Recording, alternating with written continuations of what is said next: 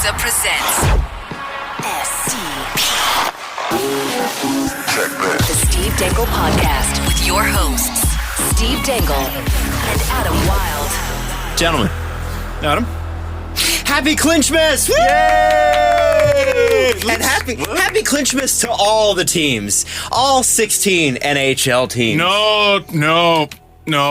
All 16 NHL teams that matter. Can't. And remember, if your team didn't make it, you don't matter. That's true. Welcome to the Not Matterville. So we've lived there for a while. There's 17 teams in the league that don't matter. That's right. There's 15 playoff teams that matter. 15. And 14. 15. And 14 non-playoff teams.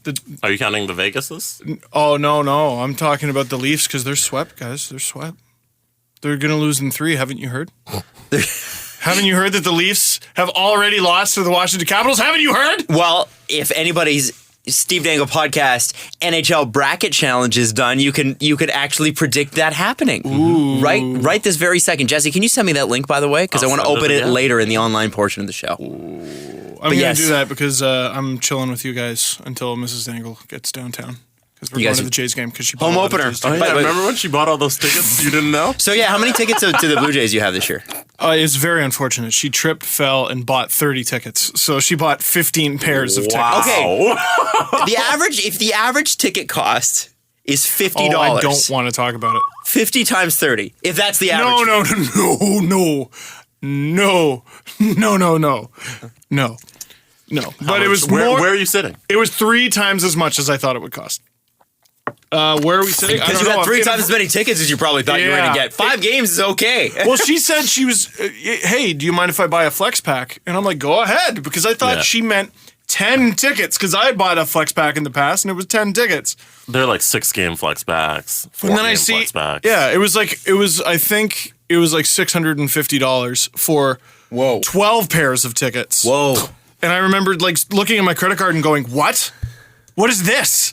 I think my credit card got stolen. Yeah, by my wife. And then she bought 3 more pairs of tickets on top of that. Why? Because she's crazy. You know what the worst part about this is? I have said a couple times to Steve and SL, and then disappointed myself after saying this. I've said, we should all, like, podcast family, we should go out we should go to a Jays game. Mm-hmm. But we can't now. No. Because they have so many tickets, and they're sitting by themselves. It's just the 2 of them. We can't sit with them. Oh, weird, Adam. Did Mrs. Dangle make an error in her impulsive thinking? Did she weirdly I can't see a Jays make game a decision with you guys this year because you've got 30 effing tickets? Did she make a decision without comprehending the consequences? This is the conversation I had with her the other day. Is I get so frustrated when she makes crazy decisions like these and other ones that we won't get into. But like getting a second dog? Yeah, okay, there it is. She wants a second dog. And so I logically went through why that's not the greatest idea. Right. Not the greatest idea. And I just I had to sit her down and I go, listen, it is so well documented. You are the smartest member of this 2-person marriage. Right. So when you get crazy like this, it's scary for me as the dumb one. Right. Because I'm alone. I am the logical one, and you're the non-functioning one. And it's not a great way for the marriage to be. She's smart, I'm dumb. She goes, Steve, that's dumb, and explains, and I go, dope, you're right. So you're being cast in a role that you're uncomfortable with in this particular instance. Yeah. Okay. It's like asking Roman Polak to be first-line center. Right. Here you go. He'll do it. So you're saying Mrs. Dangle is playing Randy Carlisle hockey? A little bit. Wow. A little bit. Yeah. Wow. Mrs. Dangle has a theory about concussions. Which is they don't. She's had a concussion. Hey, what did he say? I heard that reference the other day. What was the theory about concussions? Oh, what was that comment? His theory, if I remember correct, and maybe you can look up the quote, was helmets. Your head gets hot wearing a helmet, and that causes your brain to expand. So helmets cause concussions, Adam. Wow. He was coach of the Toronto Maple Leafs. I'm actually sort of surprised that did not get more play. Yeah, me too. It's weird. Every now and then, someone says something so crazy that it doesn't get much play because the journalists are like, I'm going to leave that alone. Yeah.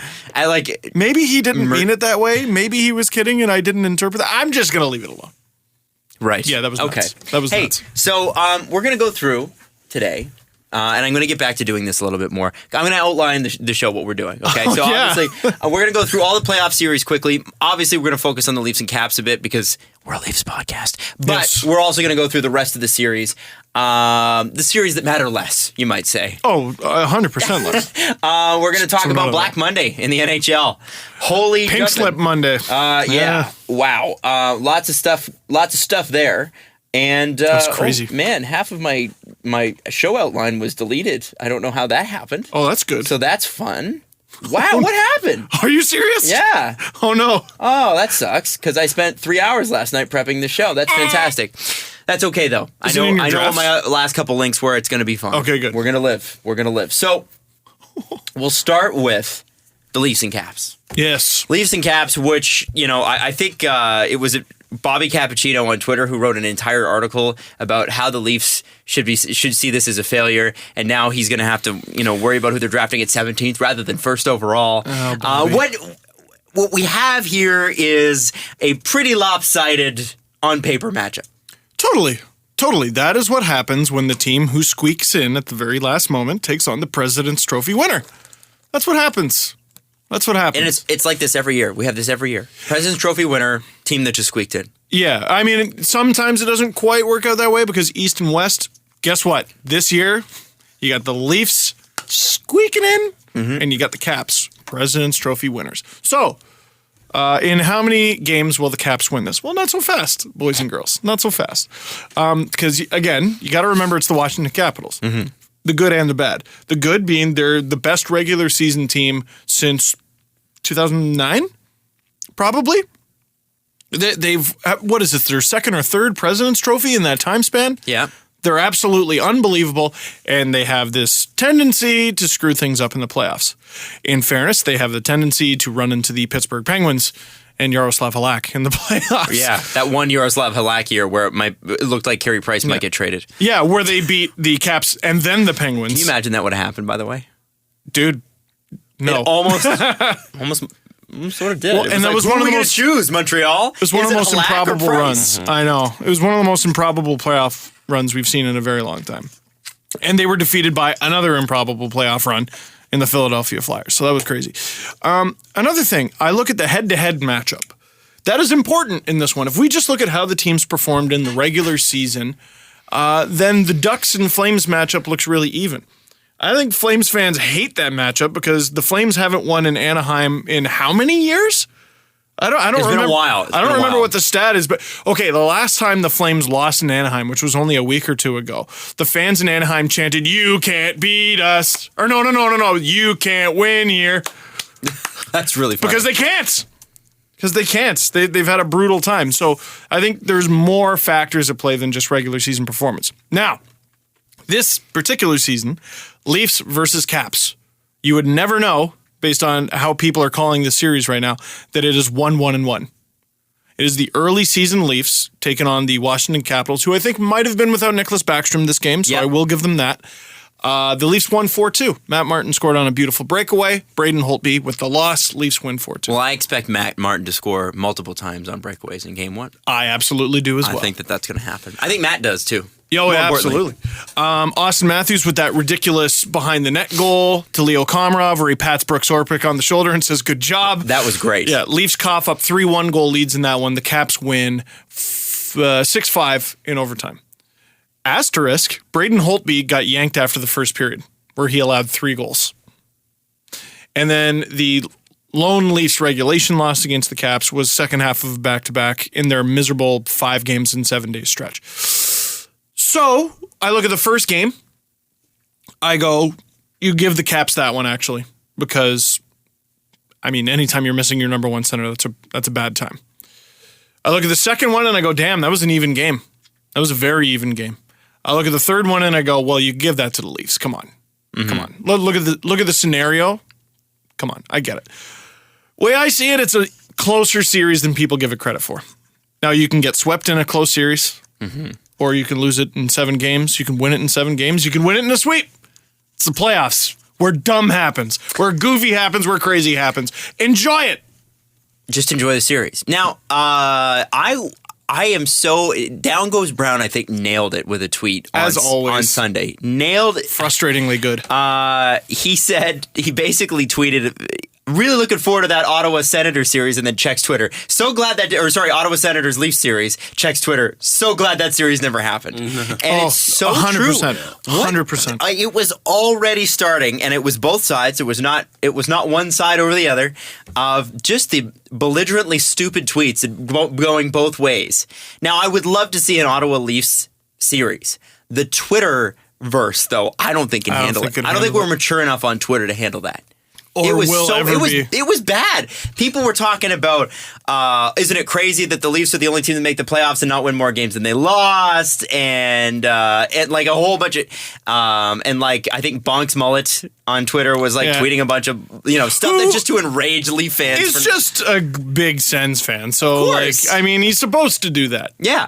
He's supposed to. So I'm not even going to get mad at him. But it was just like, oh no, this is going to be really bad. Now, what I've noticed from Capitals Twitter is they're very civil. Damn it, they're the nicest people. I was on Ian Olin's podcast yesterday. The Russian Machine Never Breaks is my favorite team-specific blog. And we've had Ian on the show. Absolutely. Friend of the show, Ian Olin. Friend of the show. And friend of me. I hate this. I hate that I have to not like him for like the next 2 weeks. Hopefully. If the Leafs did win, and this is a question for both of you. If the Leafs did win, pandemonium. Besides the pandemonium part, would you feel a little bit guilty for Ovechkin? Because this might be the last legitimate shot the man has at a cup for at least a year or two. Well, and here, let me address that. Because not to say that the Caps won't be great next year, but I don't know that they'll be this great. No, but a lot can change in a very small amount of time when you retool, which it looks like the Caps will have to do. We've said this about the Blackhawks 2 or 3 times now, and every freaking time they seem to come back. I'll feel a little guilty, but like 1%, 2%. The other 98% will be unabashed joy and giddiness and me thinking that the Leafs are going to win the Cup. Which sucks because imagine the Leafs beat the Capitals. The improbable, the impossible happens. You have 3 more rounds before you got to win the damn cup. Oh my God! Winning the Stanley Cup is so hard. It's so hard.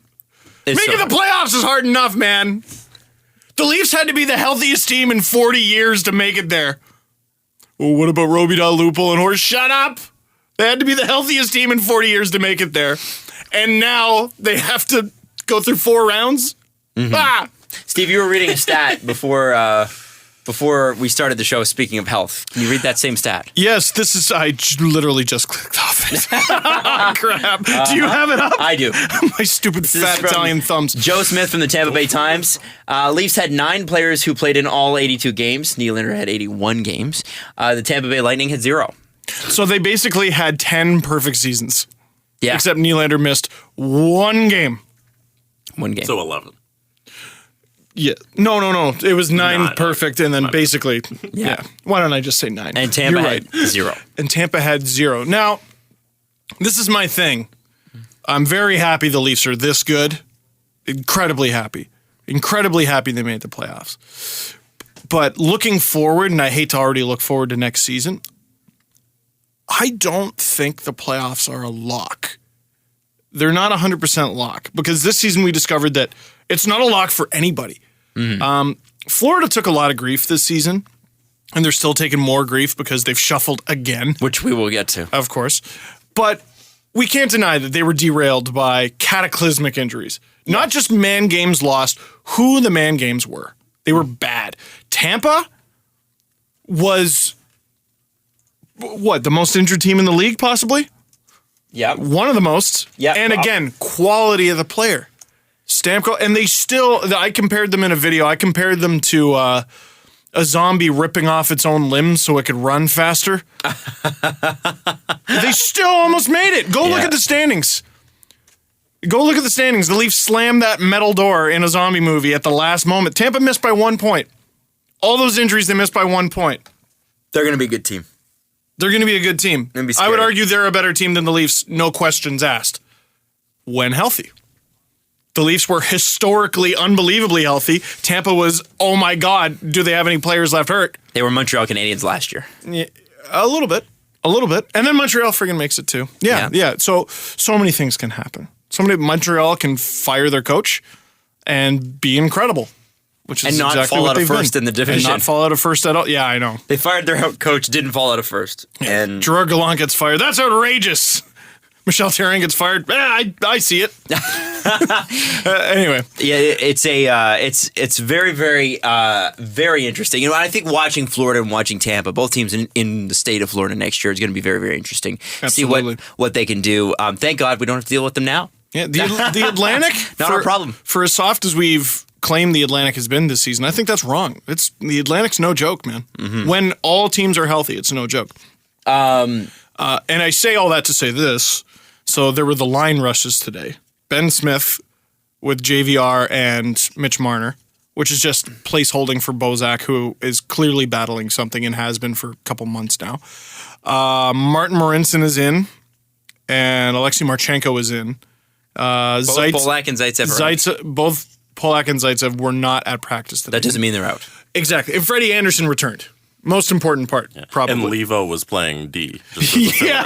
Josh cool. Levo was playing D. It's everything. Point a game player, Josh Levo. I know. It's insane. Freddie's obviously back. I expect Bozak to play because this has been what's happening for a month or two now. I expect Polak to play, not knowing his injury, because he finished that game.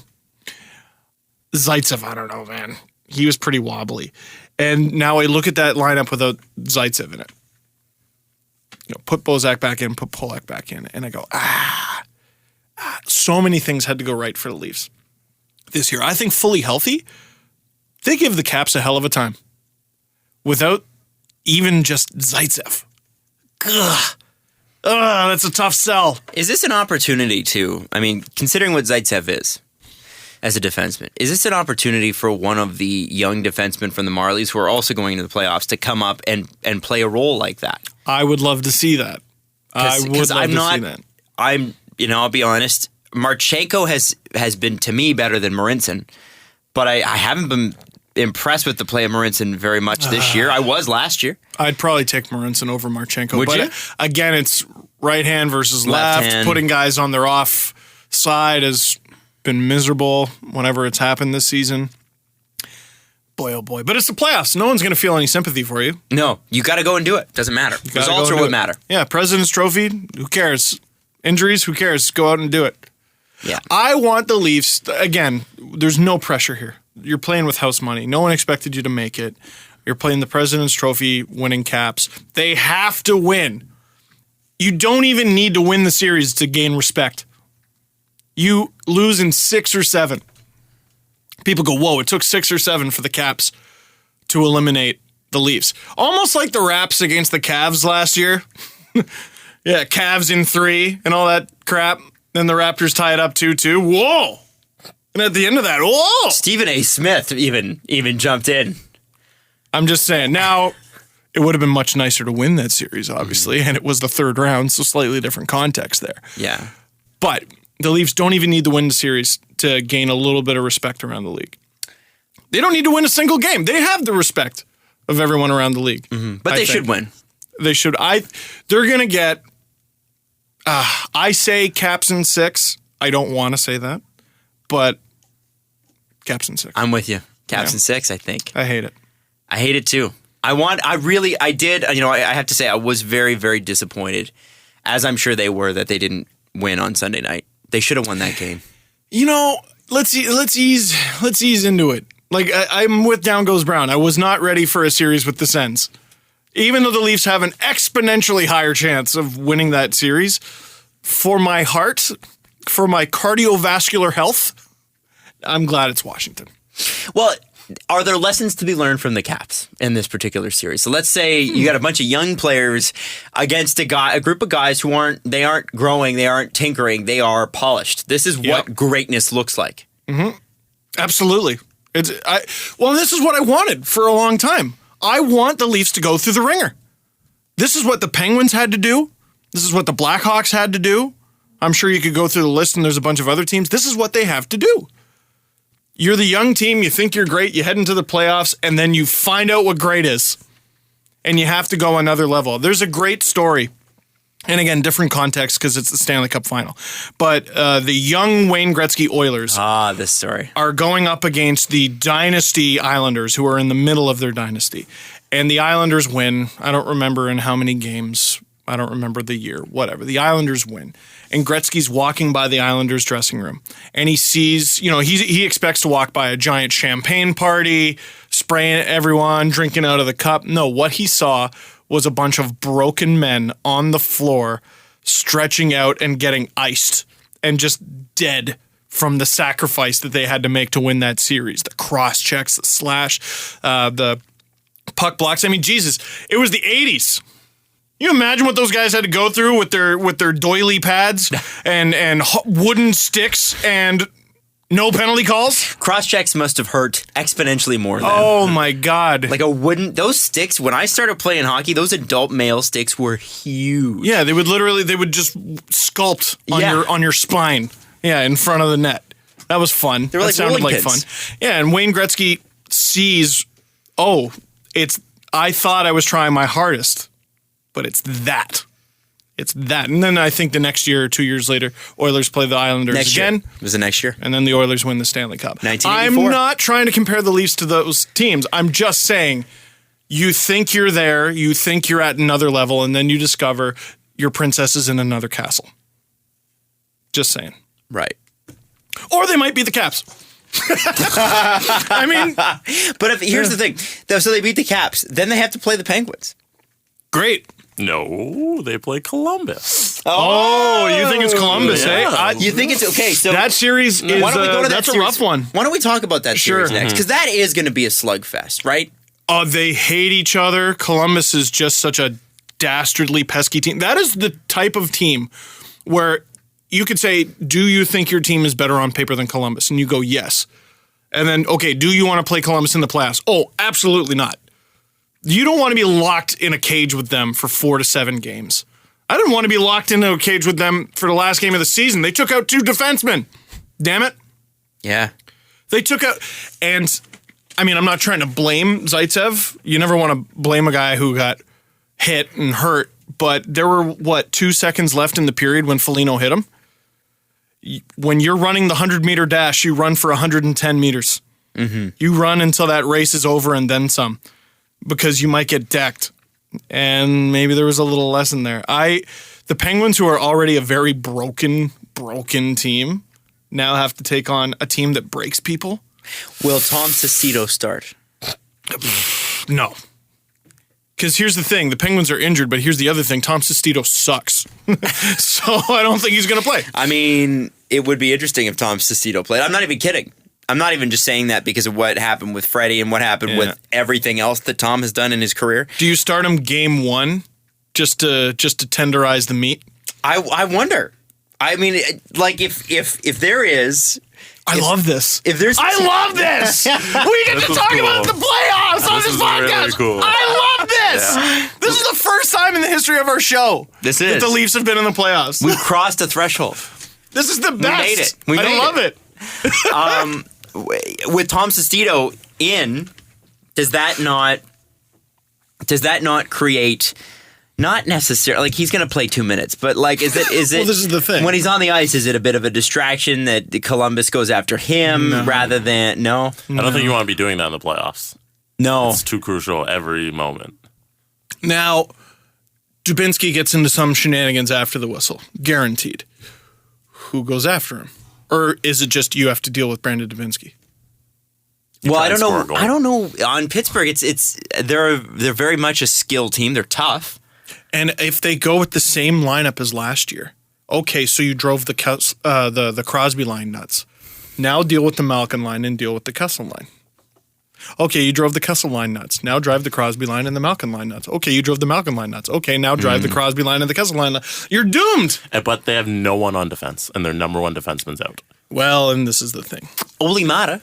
Oh yeah, that's true. I carry think the he's coming back. I think he is. Ron yeah. Hainsey, But they he's obviously not acquired at the full deadline. health. But he's still Oli Mata. What I can only assume is going to be a pairing of Stuart Percy and Frank Corrado. Damn it. And then you're also facing the Vezina Trophy winner. Probably. So. But you got Matt Murray. So Conn Smythe winner. I would probably, yeah, that's true. No. No, he win the Conn Smythe? No, it was, Oh, it was Crosby, yeah. won. Should have been Kessel, but It whatever. should have been Kessel, yeah. It should have been. Future Calder winner Matt Murray. So this is one of those, probably. No, Matthews, sir. It's going to be Matthews. It's going to be Matthews. Okay, we'll talk about that later too. Anyway. That's part of my links that were deleted. Oh, Thanks, no. computer. Yeah, so again, you look at Columbus. If you're Columbus, you look through your lineup, you go, you know what? Our strength is our goalie can steal us a series. And then you look at the other goalie and you go, that's no slouch either. Damn it. Mm-hmm. That guy won the cup last year. So it's not just we think. Columbus thinks Bobrovsky can do it. Yeah. Pittsburgh knows Murray can do it. Right. See the difference? Right. That's frustrating. I genuinely don't know who's going to win that series. I would have maybe a week or two said Pittsburgh easily, but just the fact that they're so busted. They're so busted up. I don't know. Did 7 regulars out a month ago. It's insane. And they made it. Yeah. And they were, they had, 106, 108 points? Yeah, they almost Yeah. caught the Capitals at one point, but Yeah. barely missed out. So every team that makes the playoffs is good. Pittsburgh is elite. But they're not at their elitist. And they're going to need to be. They're going to have to be. It is interesting that you get penalized for being better. You know what I mean? Oh, I mean, they have to hate this playoff format. They have to. This playoff format, I mean, as much as it creates divisional rivals or whatever the point is, it has to go, right? Well, okay, It's gotta go. it would be Washington Leafs. That would still be correct. Then Pittsburgh. Who was the second best team? Pittsburgh should be second. playing Boston. Oh my God! Yeah. You so much prefer that The series. format can stay. It's just you got to reseed it by 1 through 8. Columbus gets Ottawa. Yeah. Oh, Like, that's the thing. I don't know what was wrong with the old system. Yeah. I don't think there was a fan out there who said, you know what the Stanley Cup playoffs need? A change. I think they were fine. It was fine. I think they wanted to develop. Okay, how do you develop rivalries? The playoffs. How do you prefer that your rivalries be regional? So they're trying to force feed regional playoff Well, matchups. they got that with Washington, Toronto. So That's naturally, for what sure. you want to do is put 2 Florida teams in the Northeast. Yeah.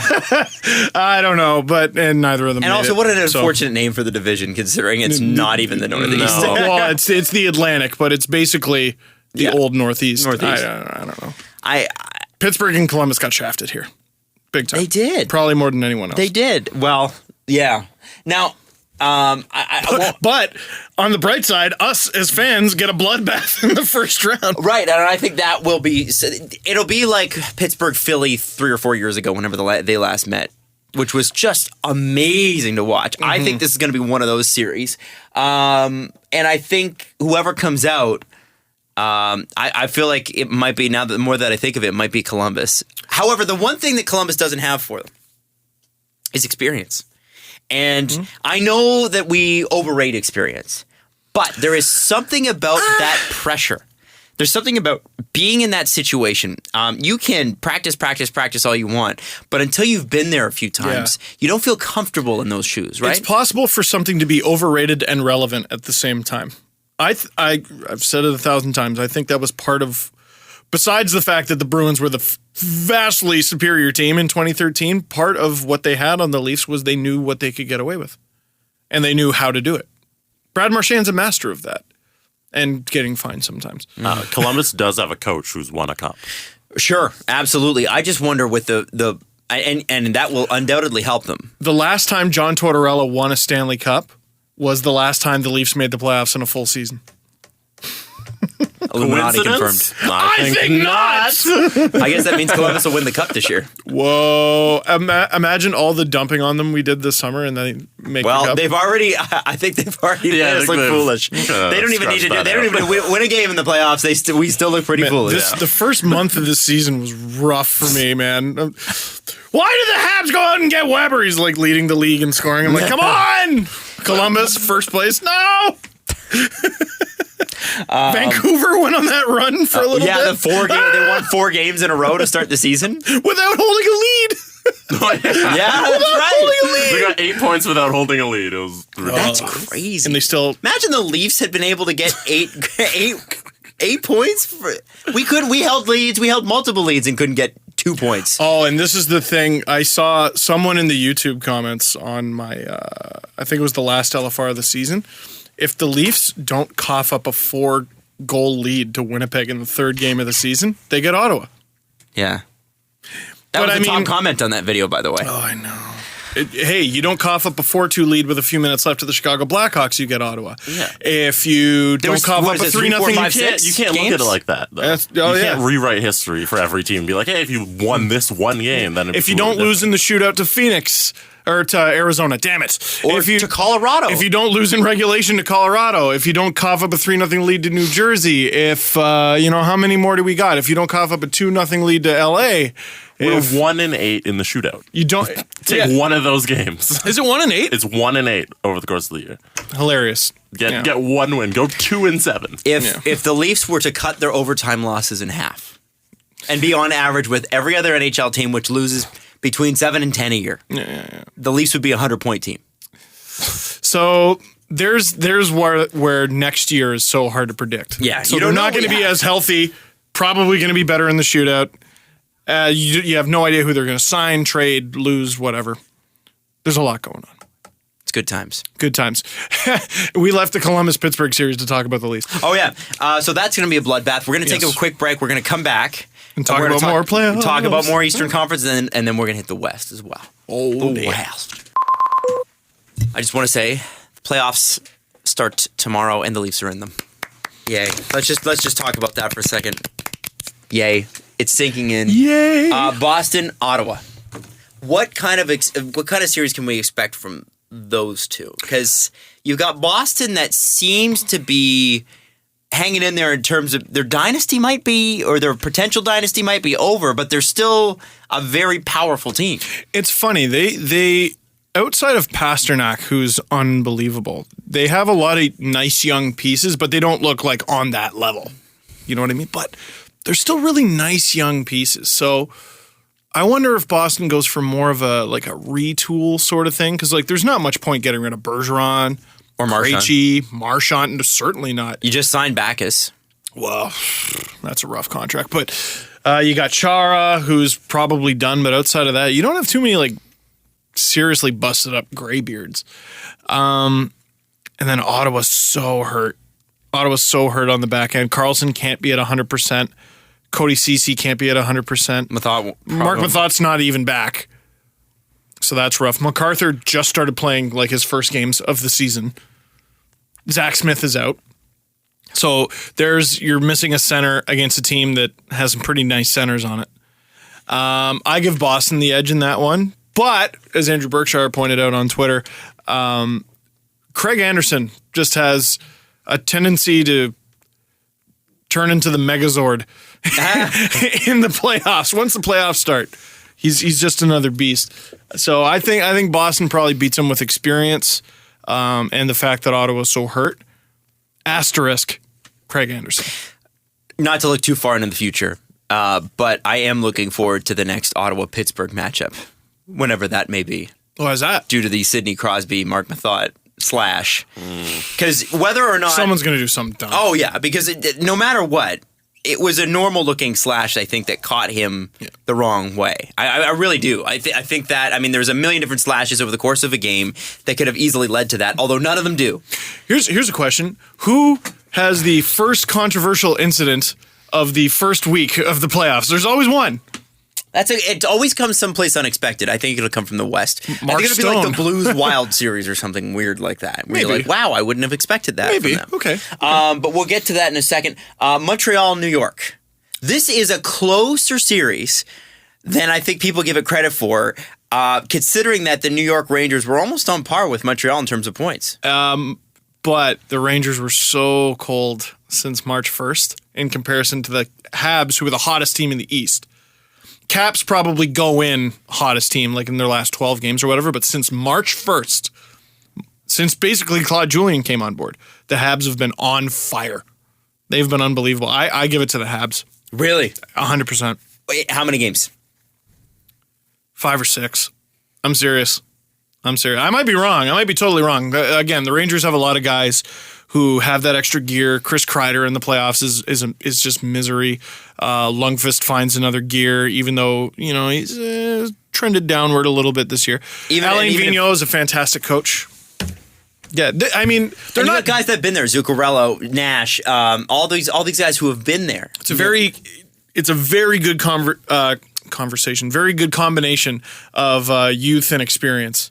I guess you're right. You can't sleep on the Rangers. Shoot. It's going to be a very good series, but Montreal just seems to be their boogeyman. I still give it to Montreal. Okay.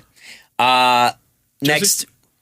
New York limped into the playoffs. So. Yeah. But they have Antti Ranta if Lundqvist goes down. So. Right. Although he struggled a little bit of late. Western Conference. We've got San Jose and we've got Edmonton. They've been going at each other on Twitter. Did you see the San Jose? No. Oh, there was they have a water oil rig off in the distance, and then there's like a picture of a bunch of sharks. And then they just so the Sharks die then? No, well they tweeted it at the Oilers and said we're coming for you or something like that, and people started tweeting them. You're gonna bite the oil rig? Alberta's landlocked, and they tweeted them pictures of actual oil rigs from like Fort McMurray, and like it was pretty funny. That is pretty funny. But I thought, hey man, good on the San Jose Sharks for at least attempting to start some Twitter beef, right? It's funny. Actually, their joke, Edmonton. Yeah. Come on, let's get. It's a joke. It's just let it be a joke. Jesse's showing me the picture. That's great. That looks like a trailer for a StarCraft movie. It does. I like that. The if StarCraft had sharks. It doesn't. Alberta's landlocked. You've got funny. That is pretty funny. It's a super but it's pretty funny. Yeah. There's a grizzled playoff, been there team, lost the Stanley Cup Finals last year. Yeah. Versus a young, almost rookie, first time in the playoffs for most of them team.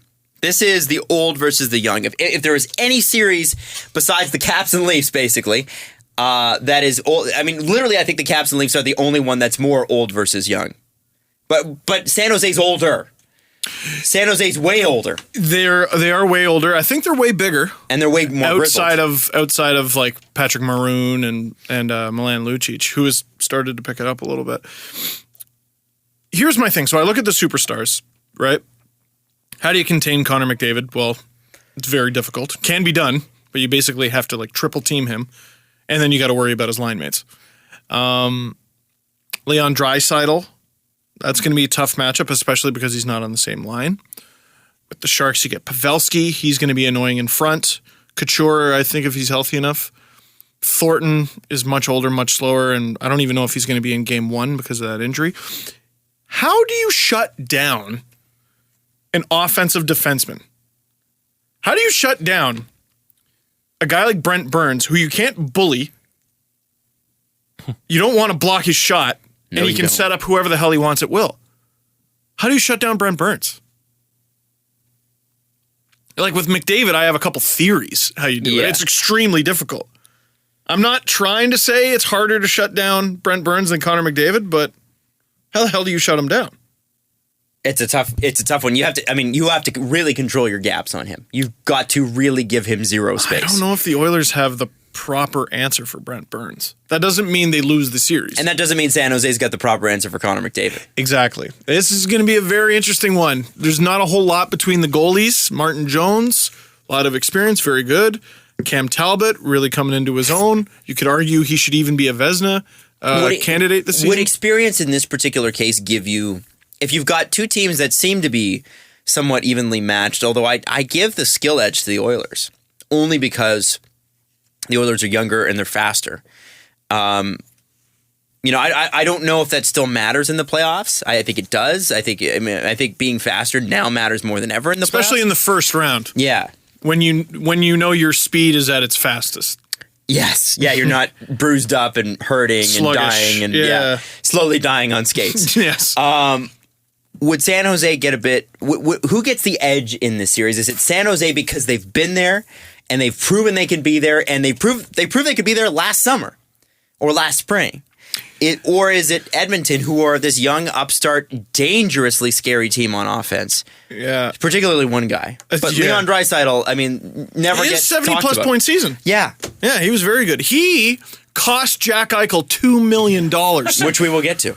Oh, my God. That's a very funny story. I give it to San Jose because the Oilers, although they had a better season than the Leafs, similarly to the Leafs, it's their rite of passage. This is their first year kicking at the can, you know? First time in 11 years. And they're taking on the Stanley Cup finalist. You know what? It's not dissimilar to the Leafs at all. They're taking on someone who went to the Stanley Cup final last year. Leafs are taking on the President's Trophy candidate. Oilers young, Leafs young. Bright futures. Mm-hmm. Unfortunately, Cinderella usually leaves her glass slipper at the ball. Yeah. Now, first time she goes. I wonder if I think the edge in this goes to Edmonton. Why is that? I'm saying Edmonton. Speed versus too slow. I think Edmonton's too fast. Yeah. And I think you've got the reason you pay Milan Lucic as much as you pay him is for this. Yeah. And you have Maroon on McDavid's line because A, he can keep up with him. B, he is big and scary. That's why they call him Big Rig, right? I think the Oilers will have too much energy for the Sharks. I think they are just too much combustible energy. Because of the oil? Because of the oil. And I think the Sharks, because they went to the finals last year, what you often see is a team fatigued at this point of the year. Like, think about when the LA Kings won the Cup both times. Mm-hmm. Were they not out in the first round the next year? 1 year they missed the playoffs. 1 year they missed. Yeah. They have, I think it was Berkshire pointed this out. The Kings have one playoff victory in the last 3 years. Yes. Which we will get to. Yes, which we will get to. Crazy. I know. After winning 2 cups in 3 years. One playoff victory. Yeah. Not series. Not series victory. One game. When two teams are going head-to-head in a series, how much weight do you put in for which team has the best player on the ice? So Edmonton's going to have McDavid, and nobody else is better than him. If you're going up against Pittsburgh, Crosby, Pittsburgh will have the best player. Yeah, maybe the best how much two. does that matter? I look at it as more of like a rock, paper, scissors sort of thing. It's matchups. It's Pokemon. It's water type versus grass type. Even if the grass type is a higher level, even if the water type is a higher level, grass type beats water type. Sometimes. Mm-hmm. Sometimes the level is high enough that it overcomes that, and then you get a badge. I still give it to the Sharks. Sometimes but you go to a gym and all their training is sand shrews. And they've got sand shrews doing push-ups and flips into water. Yeah, but then you take a sand shrew and you bring it to Lieutenant Surge, and he doesn't have an answer for it. That's right. Piece of garbage. Unless he's got a man chop. He brings out the man chop. Why would Lieutenant Surge have a man chop? Because sometimes they have the strength Pokemon. First of all, it's a Machop. No, it's a man chop. It's a man chop. Man chop. I prefer Sounds like a man sandwich. That's what Adam is. At like a bar. Oh, you. I'll have a man chop sandwich, please. Oh, you. A man chop. Yeah, it's one of those series where like I will strongly argue that Montreal should beat New York. Mm-hmm. But if they don't. This one, I don't think there's much between them. I'm very excited. San Jose. I'm so excited to see the Oilers in the playoffs. Me too. Oh, dude, playoff McDavid? Come on. This is going to be so cool. McDavid, but better? Come on. I want it. It's going to be great. 100 points, man. And I'm excited to see Lucic in the playoffs again. I love watching him in the playoffs. I think he's fun to watch. And I think you can't push this team around. No, and he's such a pain. Like, he's such like, watching him against the Leafs when he was with Boston, he was the biggest thorn in the side. It was him and Marchand. That's not fair. How did they have those two guys on the same team? Well, look at it this way, though. Okay, so some shenanigans happens. Right. Lucic goes after a big guy, and they both end up in the box. Well, now, the Oilers have, like, Maroon, and the Sharks still have a legion of big guys. That's true. I don't know. Is Darnell Nurse hurt? I don't know.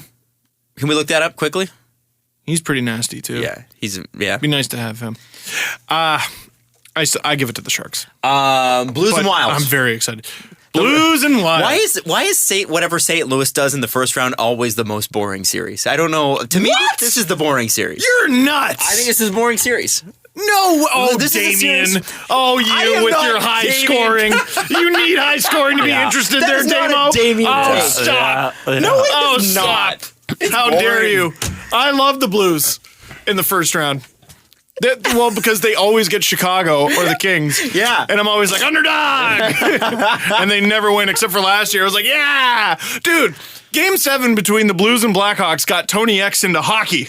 Okay, that was fun. Come on. Tony X, famed Twitter user Tony Famed X. Twitter person, Tony X. Wow, this is wild. Cool, here's 100,000 followers. Yeah, Hockey's crazy. why people have Just- been hiding this from us all the time? That was a great tweet. I give it to the Blues. You do. I give it to the Blues. The Wild have been so bad. Now, have the So Wild been bad. bad, or have the Wild just regressed to what they should have been? No. So what is that? I think Dubnik, was playing a little bit too high. Like, what was he, a 940? It was ridiculous. Like, beyond Christmas. So there was a bit of an evening out there. But, boy, he's been bad. And they haven't won anything. And Bruce Boudreau, like, I'm not sure how much I actually believe the playoff voodoo with him and how he's never won a game 7 or whatever it is. He's like 0-8 in game 7s.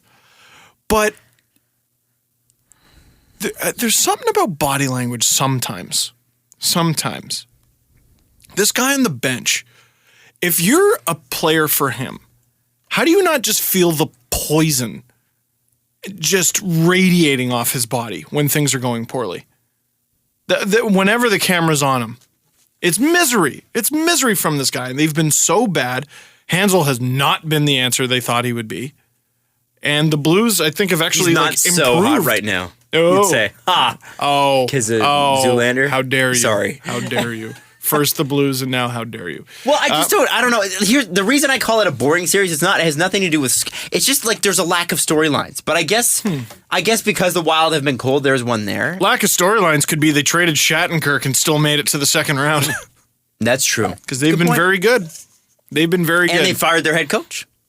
Or Fired their head coach? released him. Yeah. Relieved him of his duties. They fired their head coach and replaced him with their head coach. This is Next very year. Their strange future head coaching coach- situation. Yeah, very. There's been a few strange coaching situations. So do you give the edge to the Blues in this one? I do, yeah. So for Bruce. And Jake Allen, by the way, stopped being the worst goalie in the league. and suddenly the Blues were better. Yeah, It's almost as though Winnipeg might need to watch that. maybe. By the way, I read a Or quote. just Paul Murray specifically. I read a quote yesterday, and it was Greg Wyshynski, of course, that retweeted it. Oh, was it snarky? It might have been a bit snarky, and it was. Greg. I think it was Kevin Cheveldayoff was like, "Well, if you could general manage in reverse, everybody would have a perfect NHL team or something like that." And Greg wrote, "Pretty sure in 6 years of the Jets being a team, goaltending has always been the biggest issue." And he's right. And you see it with the Blues. Jake Allen stopped. We talked about this when Ken That perfectly describes Kevin Cheveldayoff. So slow, he's going backwards. Yeah. The only geez. person I've ever known that was slower at making a decision was Mike Gillis in Vancouver. Oh my goodness. Well, his team was already perfect, so. They were perfect, so why not leave them? And we still have to talk about Vancouver because there was some interesting stuff coming out of there yesterday. Flames. I give it to the Blues. Flames and Ducks. I am jacked about this one. That's going to be a nasty series. That's going to be Fun. Michael Furland and Matthew Tkachuk in the playoffs. Matthew Tkachuk is quickly becoming the biggest pest dick. in the league. Yeah. Yeah. And by pest, I mean he is somewhat. He's like Marchand dirty sometimes. And another guy he's who great. excels a little bit in the playoffs. He's had a rough season, but Corey Perry. Guys He who came do on. nasty things and they don't quite get away with it all the time in the regular season. They start to get away with it a little bit more in the playoffs. Corey Perry. Then you got Big Mean Ryan Getzlaf. You got that great back end. Who's been their starter the past few games? Because I've seen a bunch of playoff brackets that have the Ducks going all the way to the final and then losing. Most have them losing. I've seen a few of those too. Second round pick. Buddy, if it's Jonathan Bernier and they make it to the final, all they got to do is make it to the final and he's got to play half the games en route. Leafs get a second-round pick. Oh, no, it's one or the other, isn't it? Or is it half the No, games it's over? both. It's got to be plus. It's got to be both. That is a You got hell to of a get to the condition. finals and Yeah, the condition is basically, here, take this. Yeah. Here's something that will never happen. Yeah, and then it might. It might actually. It just might. Flames and Ducks, though, in terms of how they match up, you've got a younger Flames team, a Ducks team that has been there, but has not won since Randy Carlyle was the coach in 2007. It's a while ago. A little bit. What do you think we expect? The Flames are interesting because they have a little bit of playoff experience, but it was a couple years ago. Mm-hmm. So, And their goaltenders are also not the worst in the league. And look at, they've come on. yeah, so now you got options. You got Brian Elliott playing out of his mind, and you got Chad Johnson, who is an upgrade on whoever the hell they had in net last year. Red O'Bara. Red Hope, oh my God. Maybe that was the year before, but Yeah, I think it was 2 years ago, I think. Curry Ramo and Right. Hiller? Jonas Hiller. Yeah. That's a strong team. It's a very strong team, and it's not. It's young, but it doesn't have like the baby fat that the Leafs do. You know what I mean? Like those guys They're not are cherubs. No, they're starting to. I don't even know what that is. Okay. They're not like freshly born kids. Oh. They've matured a little. They're 7 or 8. Right. See, that shows how smart I am. I thought you were talking about a bug. No. They're like in their early kind of mid-20s. They're young, but they're established guys. Johnny Gaudreau, Sean Monahan. They're young like Morgan Riley's young. Yeah, kind of. 300-game player Morgan Riley. Even Dougie Hamilton. Yeah. 2011 drafted Dougie Hamilton.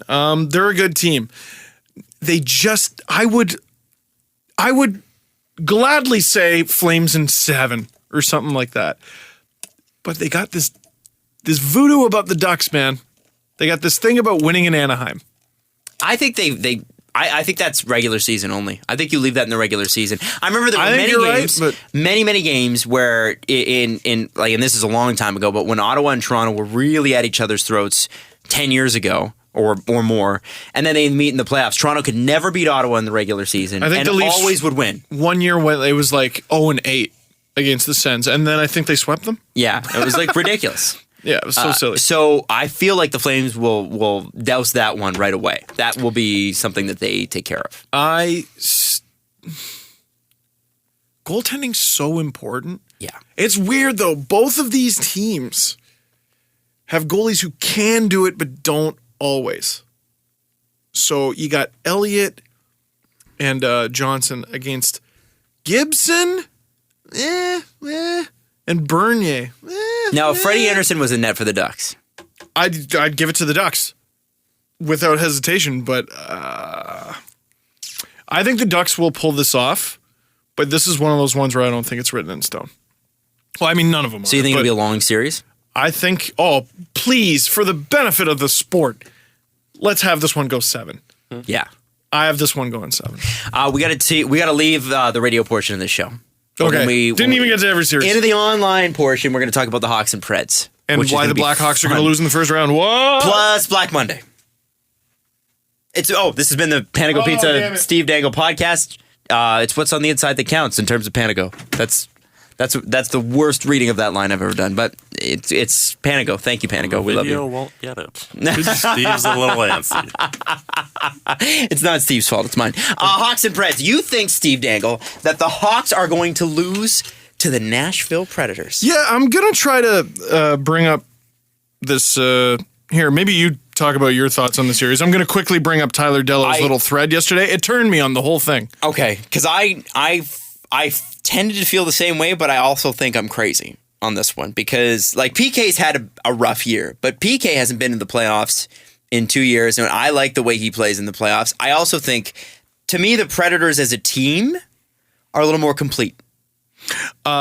This from Dello. I haven't gotten to the thread yet, but this is good. ESPN writers unanimously picked 2 series. So only 2 series out of the 8 were unanimously picked by ESPN. I bet it's ESPN Caps writers. and Leafs. Caps and Leafs. Blackhawks and Nashville. And they picked Hawks over Nashville. Yes. Ooh. Unanimously. That's weird. So I get the Caps and Leafs. I get that. Can you look up what the point difference is between the Blackhawks and Predators? The problem with Tyler is he tweets so damn much. Yeah, let's not forget, this is a 1 versus 8 matchup. It is. So, it is. Chicago sat at 109 points, first in the Western Conference, and Nashville at the 8th seed was 94 points. So what's the gap there? Because 109 minus 94. 9 plus 6 is 15 points. That's a big gap. Pat myself on Well the back done. for that one. Steve Dangle, everybody. All right, so here's the thread I hope from... he's right, because I'm not even going to try to correct him. Yeah. I'm not even going to 15. fix it. Oh, is it? Yeah, Okay, cool. Here's the thread from Tyler Dello of The Athletic. Chicago finished... Could have just started with this. Chicago finished 15 points ahead of Nashville. Reading! They had 13 overtime and shootout points. So here's the interesting thing. I love 3-on-3 to end overtime. I would rather have it end overtime than the shootout. But if you're going to, like, let's say a team goes like 20-0 in 3-on-3 OT and they head into the playoffs, you're not playing 3-on-3 in the playoffs. No, you're playing 5-on-5. You're playing 5-on-5 no matter what. So that little advantage you have, maybe you have some crazy video game style that allows you to go 20-0 in overtime. It's Maybe you have negated by Duncan the Keith playoffs. and Patrick Kane. Yeah. Well, I don't even know what their record was. Well, I guess we're about to find out. Chicago had 15 points ahead of Nashville. They had 13 overtime and shootout points. Nashville had 6. Thinking Chicago is invincible is ludicrous. Chicago is 15 goal difference better than Nashville. 10 of that is overtime in the shootout. So they were 5 regulation goal difference better than Nashville. That's it, 5 goals. I got distracted with this. Chicago was plus 12 with empty net goals. Nashville was minus 4. Chicago was plus 5 in terms of extra attacker goals. Nashville was minus 1. So at real hockey with goalies in, Nashville was 17 goal differential better than Chicago, which is crazy given that Chicago was a plus 31 and Nashville was a plus 16 officially. 32 goal differential swing on shootouts, 3-on-3 overtime, and goals without the goalie pulled. Or sorry, with the goalie pulled. Can't believe they're even making Chicago play this series, which I can only assume he said sarcastically. So that series, looking at the standings, is misery for Nashville, and it's over in 3. Looking at what Tyler said. Well, and I also look at Chicago, and they have a lot of... They're like the Leafs in the sense that they have a lot of rookies or younger guys in the lineup. A little bit, but they're not forced to play the prominent roles Right, that the ones of on the course. Leafs are. Yeah. And these are guys that have been underestimated, and oh, no, this is the year they fall off. Oh, no, this is the year they fall off. And this isn't analytics hate the Blackhawks or something. Tyler actually had a really good point a few weeks ago defending the Blackhawks, where it's basically they have their core. Yeah. And they've had their core since 2008, 2009. Mm-hmm. And they've just recycled their depth guys constantly, rather than paying Brandon Saad, rather than paying Dave Boland, Andrew Shaw, rather than paying Christopher Stieg, rather than paying Dave Boland. They just constantly recycle. Brian Campbell. Why would teams pay their depth guys an insane amount of money when it's very obvious that if you just draft properly, or you have can good draft scouting, depth guys. Yeah, you can do it. You can have guys that will eventually not be depth guys, be your depth guys, and then trade them for lots of stuff. Yeah. Seems like a pretty good system that they have figured out. So Tyler's not anti-Blackhawks here. And he's not even necessarily saying Nashville's going to win the series. He's saying that calling it a lock for the Blackhawks is crazy. I think he's right. I think this one could be one of those ones that goes 6 or 7, and I think Nashville could easily win. We always get a first round upset. So do you think that's the one? Well, last year it was Chicago. This is interesting. I don't know. I really don't know how to call this. This is one of those ones that could screw you so bad, too. Like, let's say you pick Nashville to beat Chicago, and then Chicago wins the whole And they easily could. I mean, to me, you'd be... If you're betting... If you're talking about the bracket challenge, by the way, my bracket is not done. Full disclosure, my dog's been in the hospital, so I haven't really had a chance to fill it out. So if we can save that, yeah. Well, we can't really save that. I'm going to do it live here on the show with you guys. I hope that's okay. The website's also down, so you might not be able to do it. I can't do it today. Shoot. Well, I said all my picks, so you can call me out. Yeah. We'll go through our picks next episode fully. Yeah. Don't worry, we have to have them locked in for tonight or tomorrow. because For 7 p.m. tomorrow. Yeah. So whatever. and by the way, if you want to sign up, we'll tweet out the link. But I think it's very, very hard betting wise to go against the Hawks. It's just very hard. It is, but there's a lot of playoff experience there. Yeah. But outside of that, it's a lot of green. A lot of green. But if you're a green guy and you've got guys in the dressing room like Jonathan Toews, like Seabrook, like Keefe, who have been there before, and you don't have to lead, you just have to play and do your roles, and you've got one of the best coaches ever. When the Bruins won the Cup in 2011, Brad Marchand was a rookie, and Tyler Seguin was a rookie who almost never played. I think his first game was third round. Wow. Yeah, pretty nuts. So it's definitely How possible. bright the future looked then. Yeah, I want to give it to Nashville, just because I don't know. I want PK to make it. Do you know how realistic the thing that we joked about in the summer, A Nashville Montreal Stanley Cup final is? There is nothing that would make me happier except for the Leafs making it. I want a Nashville Montreal Stanley Cup Finals. I'm on the record of saying it. I want it. Here's a legitimate thing that could happen. Capitals beat the Leafs. Penguins beat the Blue Jackets. Capitals have to play the Penguins in the second round. Mm-hmm. They end up beating them because the Penguins are broken and also because the Capitals are a very good team. But the Penguins take a chunk out of the Capitals. Montreal... Even if it's Columbus, the Columbus takes a chunk out of the Capitals. 100%. Maybe even a bigger one. Then you get Montreal. I think they beat the Rangers. I think they beat whoever comes out of Ottawa or Boston. Then it's Montreal, Washington. Then it's the third round. There's a variety of factors at play. Let's say they beat the Caps. All of a sudden, Montreal is in the Stanley Cup final. Nashville beats the Blackhawks. And I don't know. I can't remember how the bracket breaks down for them. But if you beat the Blackhawks, you can basically beat anyone. Adam, I'm thinking it's possible. there's another reason you should be cheering for Nashville to make the Stanley Cup Finals. Oh? Because if you do, you will get a ticket to the game. That's right, I will! What? On, what would this be? The 8th month. August 10th, 2016. Kevin Harris tweeted, Adam Wild, since you hope that PK pulls a fill and wins the cup here in Nashville, you will get the Steve Dangle treatment from this Preds fan. Wow. And then he replied to himself and he said, that's an invite to a finals game, to be clear. Wow, This was- that only has 3 likes. Retweet So- that. I am. Retweet that. Yeah, we're time to retweet that. I saved that for this day. I am so glad you saved that. I forgot. So my bracket's gonna say Nashville. I'm gonna hope and pray it's Nashville. You get to fly to Music City. Wow. I got a little bet going on with Russian Machine Never Breaks too. What's the bet? If the Leafs win, which they will, well, no, here we'll do the unlikely scenario first. If the Caps win, Right. I will change my Twitter profile picture to the Russian Machine Never Breaks logo with Ovechkin's big dumb face for, I don't know, we didn't determine the amount of days, I don't think. Plus there's some other stuff that we said on the podcast that I don't remember. In the unlikely event of the Leafs winning, or sorry, damn it. I think I fucked this up. No, you were Anyway, doing great. If the Leafs win, The Leafs win. in the likely event of the Leafs winning, there we go. Russian Machine Never Breaks has to change their Twitter picture to Austin Matthews' big face. And then I thought about, well, Caps fans will be able to look at that and go, well, at least it is an American. So I'm going to take that away by making them put a giant Canadian flag behind it.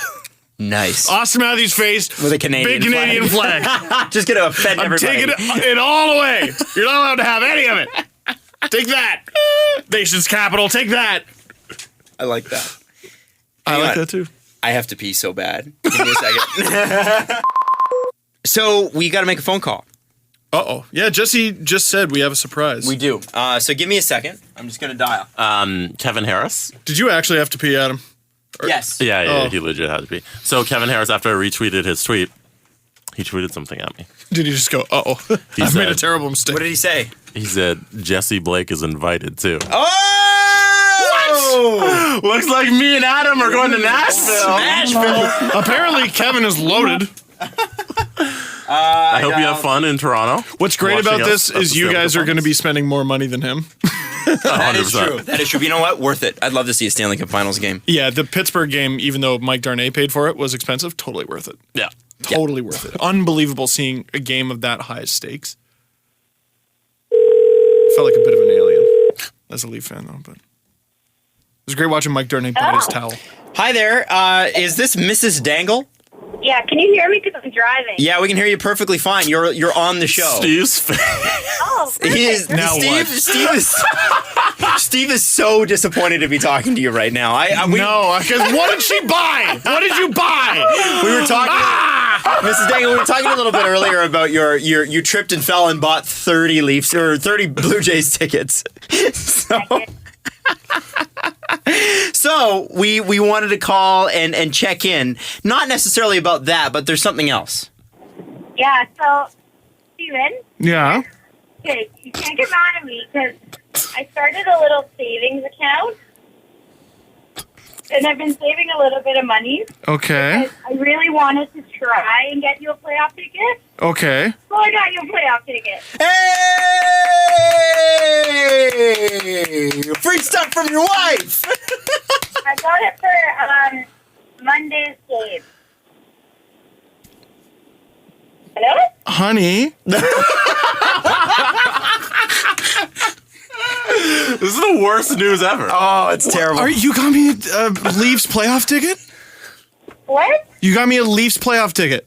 Yes, Well, for Monday. All right, so Oh my god. I swear to God. I can't go. Yes, you can, because I read. I'm working. No, I read that email and it said it's from 5 to 7. Oh, you're right. Oh my god, I forgot. Yes. Yes. Also, Oh, you're right. Holy shit. listen. Okay, so I got 2 tickets, but I had to get separate. I was like, there's no way she's this crazy. You're right. Sorry, wait. Okay, what did you do? Okay, so I tried to get 2 together. It didn't work, obviously. So then I got single tickets. So I'm sitting like way up in the purple. And Okay. you're sitting, I think, in the red. You take the red seat. No. You take the red seat. No, I'm sitting in like an obstructed seat or something. I don't care. well, you guys should. Wait, seriously? Wait, you're sitting in Brooklyn? Yeah, I'm sitting in Brooklyn. I don't think I'll even see the ice.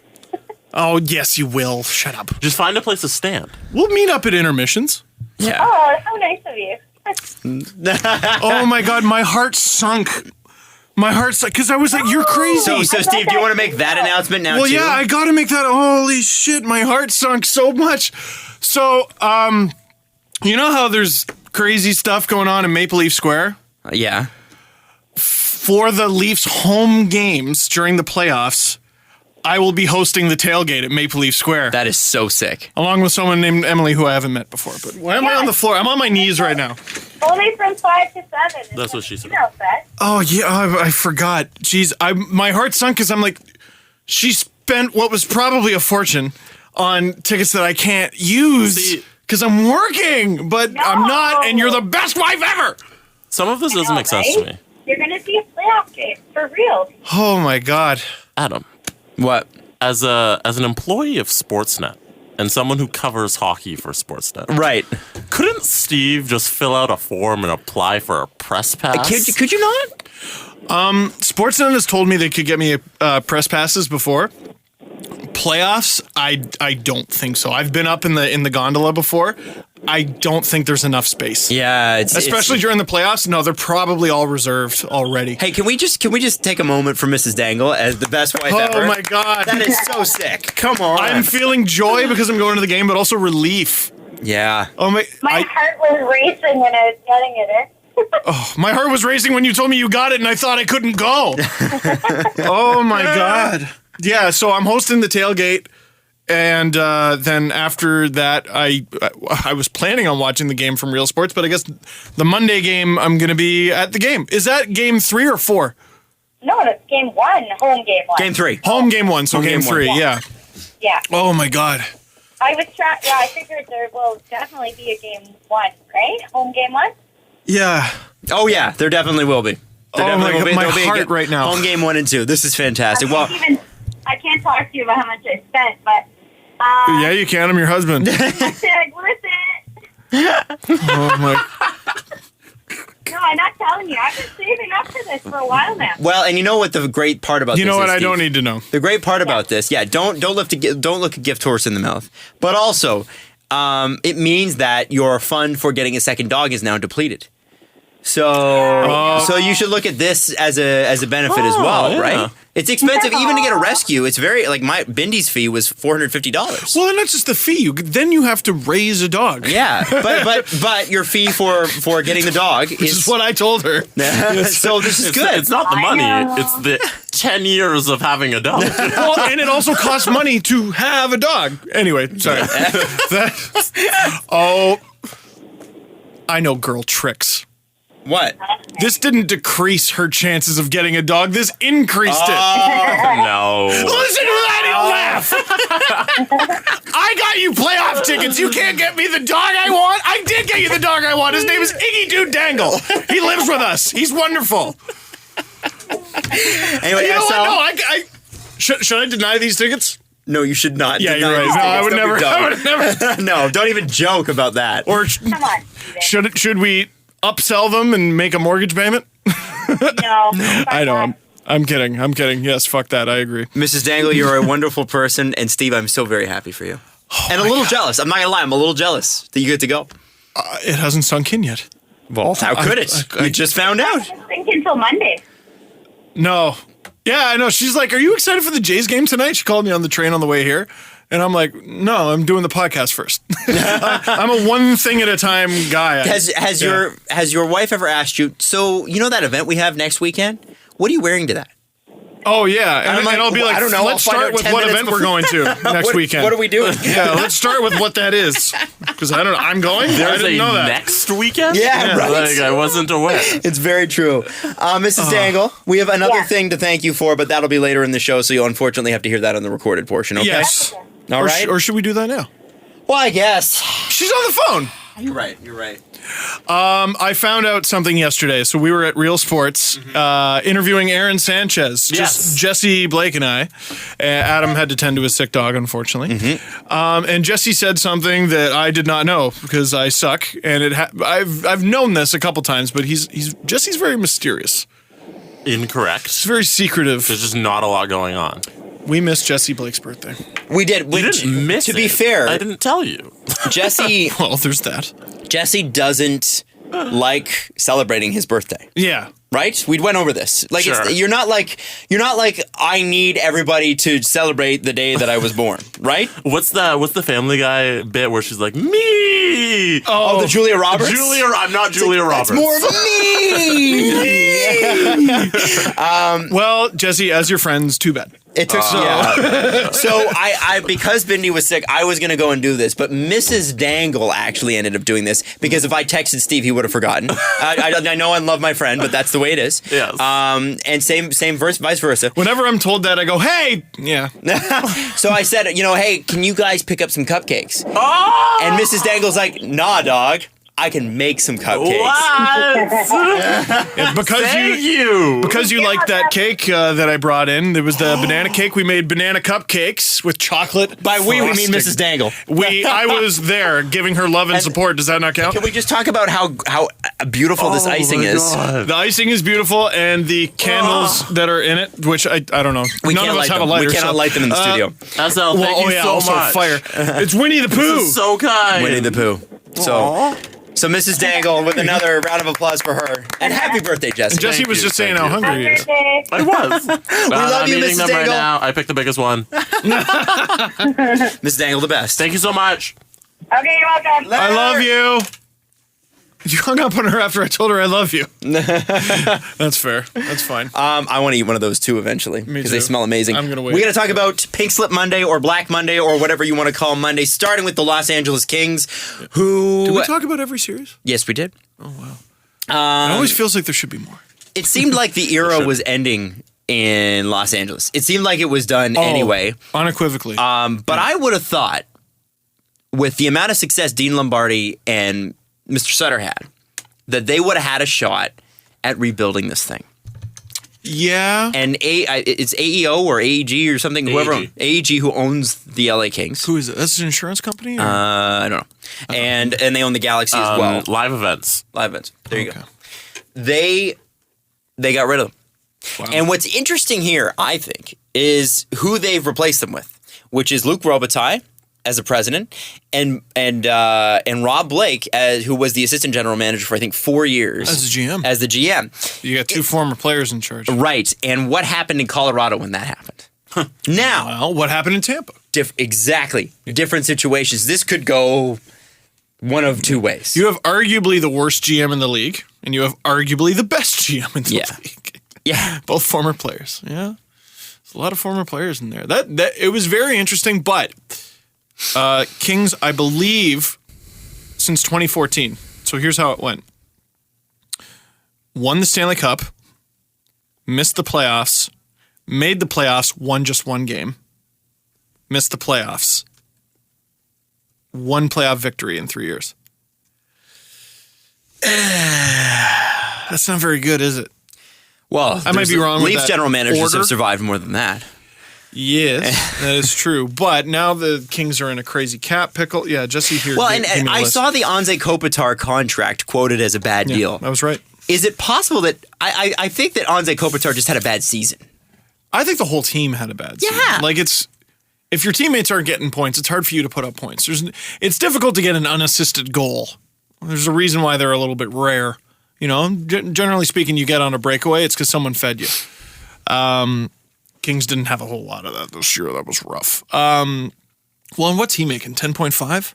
Yeah, it's a All lot. number one centers. Like, if they're on a new contract, they got to make that. Anze Kopitar is the least of the Kings' problems. The Dustin Brown contract is a horror show. They had the whole Mike Richards saga that was handled very poorly. They had the Slava Voinov saga that was handled very poorly. Jonathan Quick's contract is rough. How do you look at the Bishop trade now? Desperate attempt by a GM. Oh, that makes sense. Now the trade makes sense. Because that's the only thing that makes it make sense. Yeah, maybe he saw the writing on the wall and he's like, I need to go get Bishop. Interesting. That's a great theory. Interesting that they gave him the leeway to do that, but I guess if he's got the leeway already, it's pretty hard to take it away from him. Yeah. Yeah, I mean, if you're the GM, you're the GM. I still won you 2 cups, you jerk. Yeah. And it's interesting that you say you think he would get more leeway. You would think that because that's what most teams have done.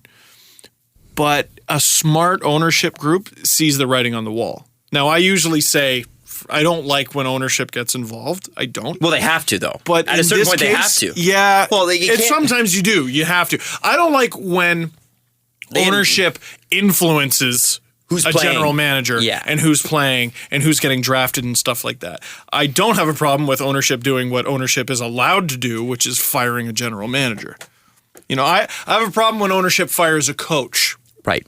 GM, well, you're supposed to. Yeah. It's what you're supposed to do. So Kings now have a great opportunity to rebuild. And I joked about this last night by saying, hey, Drew Doughty's coming to the Leafs. But the first thing rebuilding teams do is get rid of their best players.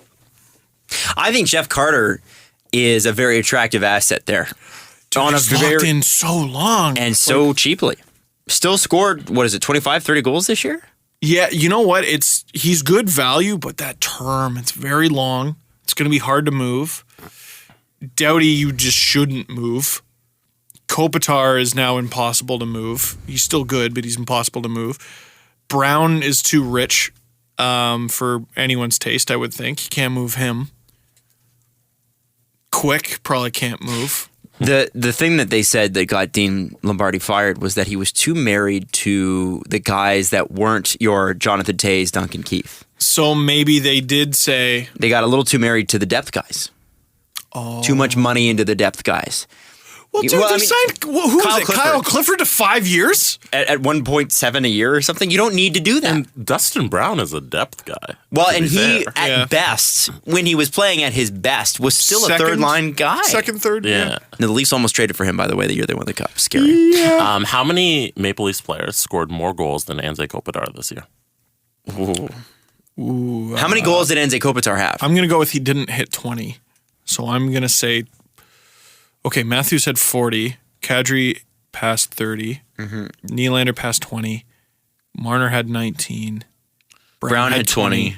JVR had 29. That's right. So what are we at, 6? Yeah, I don't know Bozak had a bunch. I'm going to say 7. Adam? Just to be different from Steve, I'm going to say 8. 8 players on the Whoa. Leafs had more goals. Bozak. Anze Kopitar had 12 goals this season. Ooh, how many assists? He had 40 assists. 40 assists. Yeah. He's a playmaker. You know what's funny? He's the guy I thought Austin Matthews was going to be. Defensive center, doesn't score many goals, gets a lot of assists. Wrong.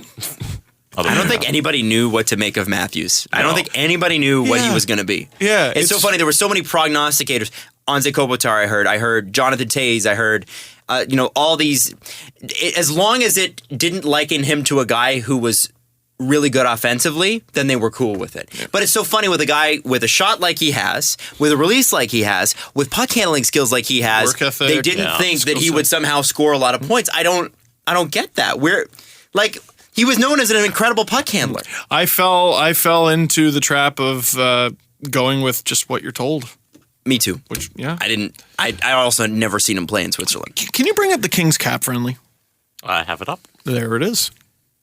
So we just tear into the Blue Jackets all summer long. But what is the Kings? So we can start at the situation. Top with the forwards. You got Kopitar making $10 million. By the way, can I have a cupcake while you're ripping this? Thank you. They smell so good. I just have to. I was debating. I don't trust myself not to talk with my mouth during the show or after. Oh my god. Okay, so while you're reading through this, I'm just not going to say anything and I'm going to eat this cupcake. So Anze Kopitar is sitting at $10 million a year until 2024. Dustin Brown. Shit. Dustin Brown, 5.87 till 2022. Oh my god! You can't. What was the point of that deal? Was that one of those weird back-ended Ilya Kovalchuk deals? No, it was one of the weird front-ended. I think that was signed just before the lockout. So like when the they put a Parise cap Suter on all of stuff. it. Yeah. Shit. And he's 32 right now. So Can we talk about how lucky the Blackhawks are? Because they have 2 of those goofy contracts.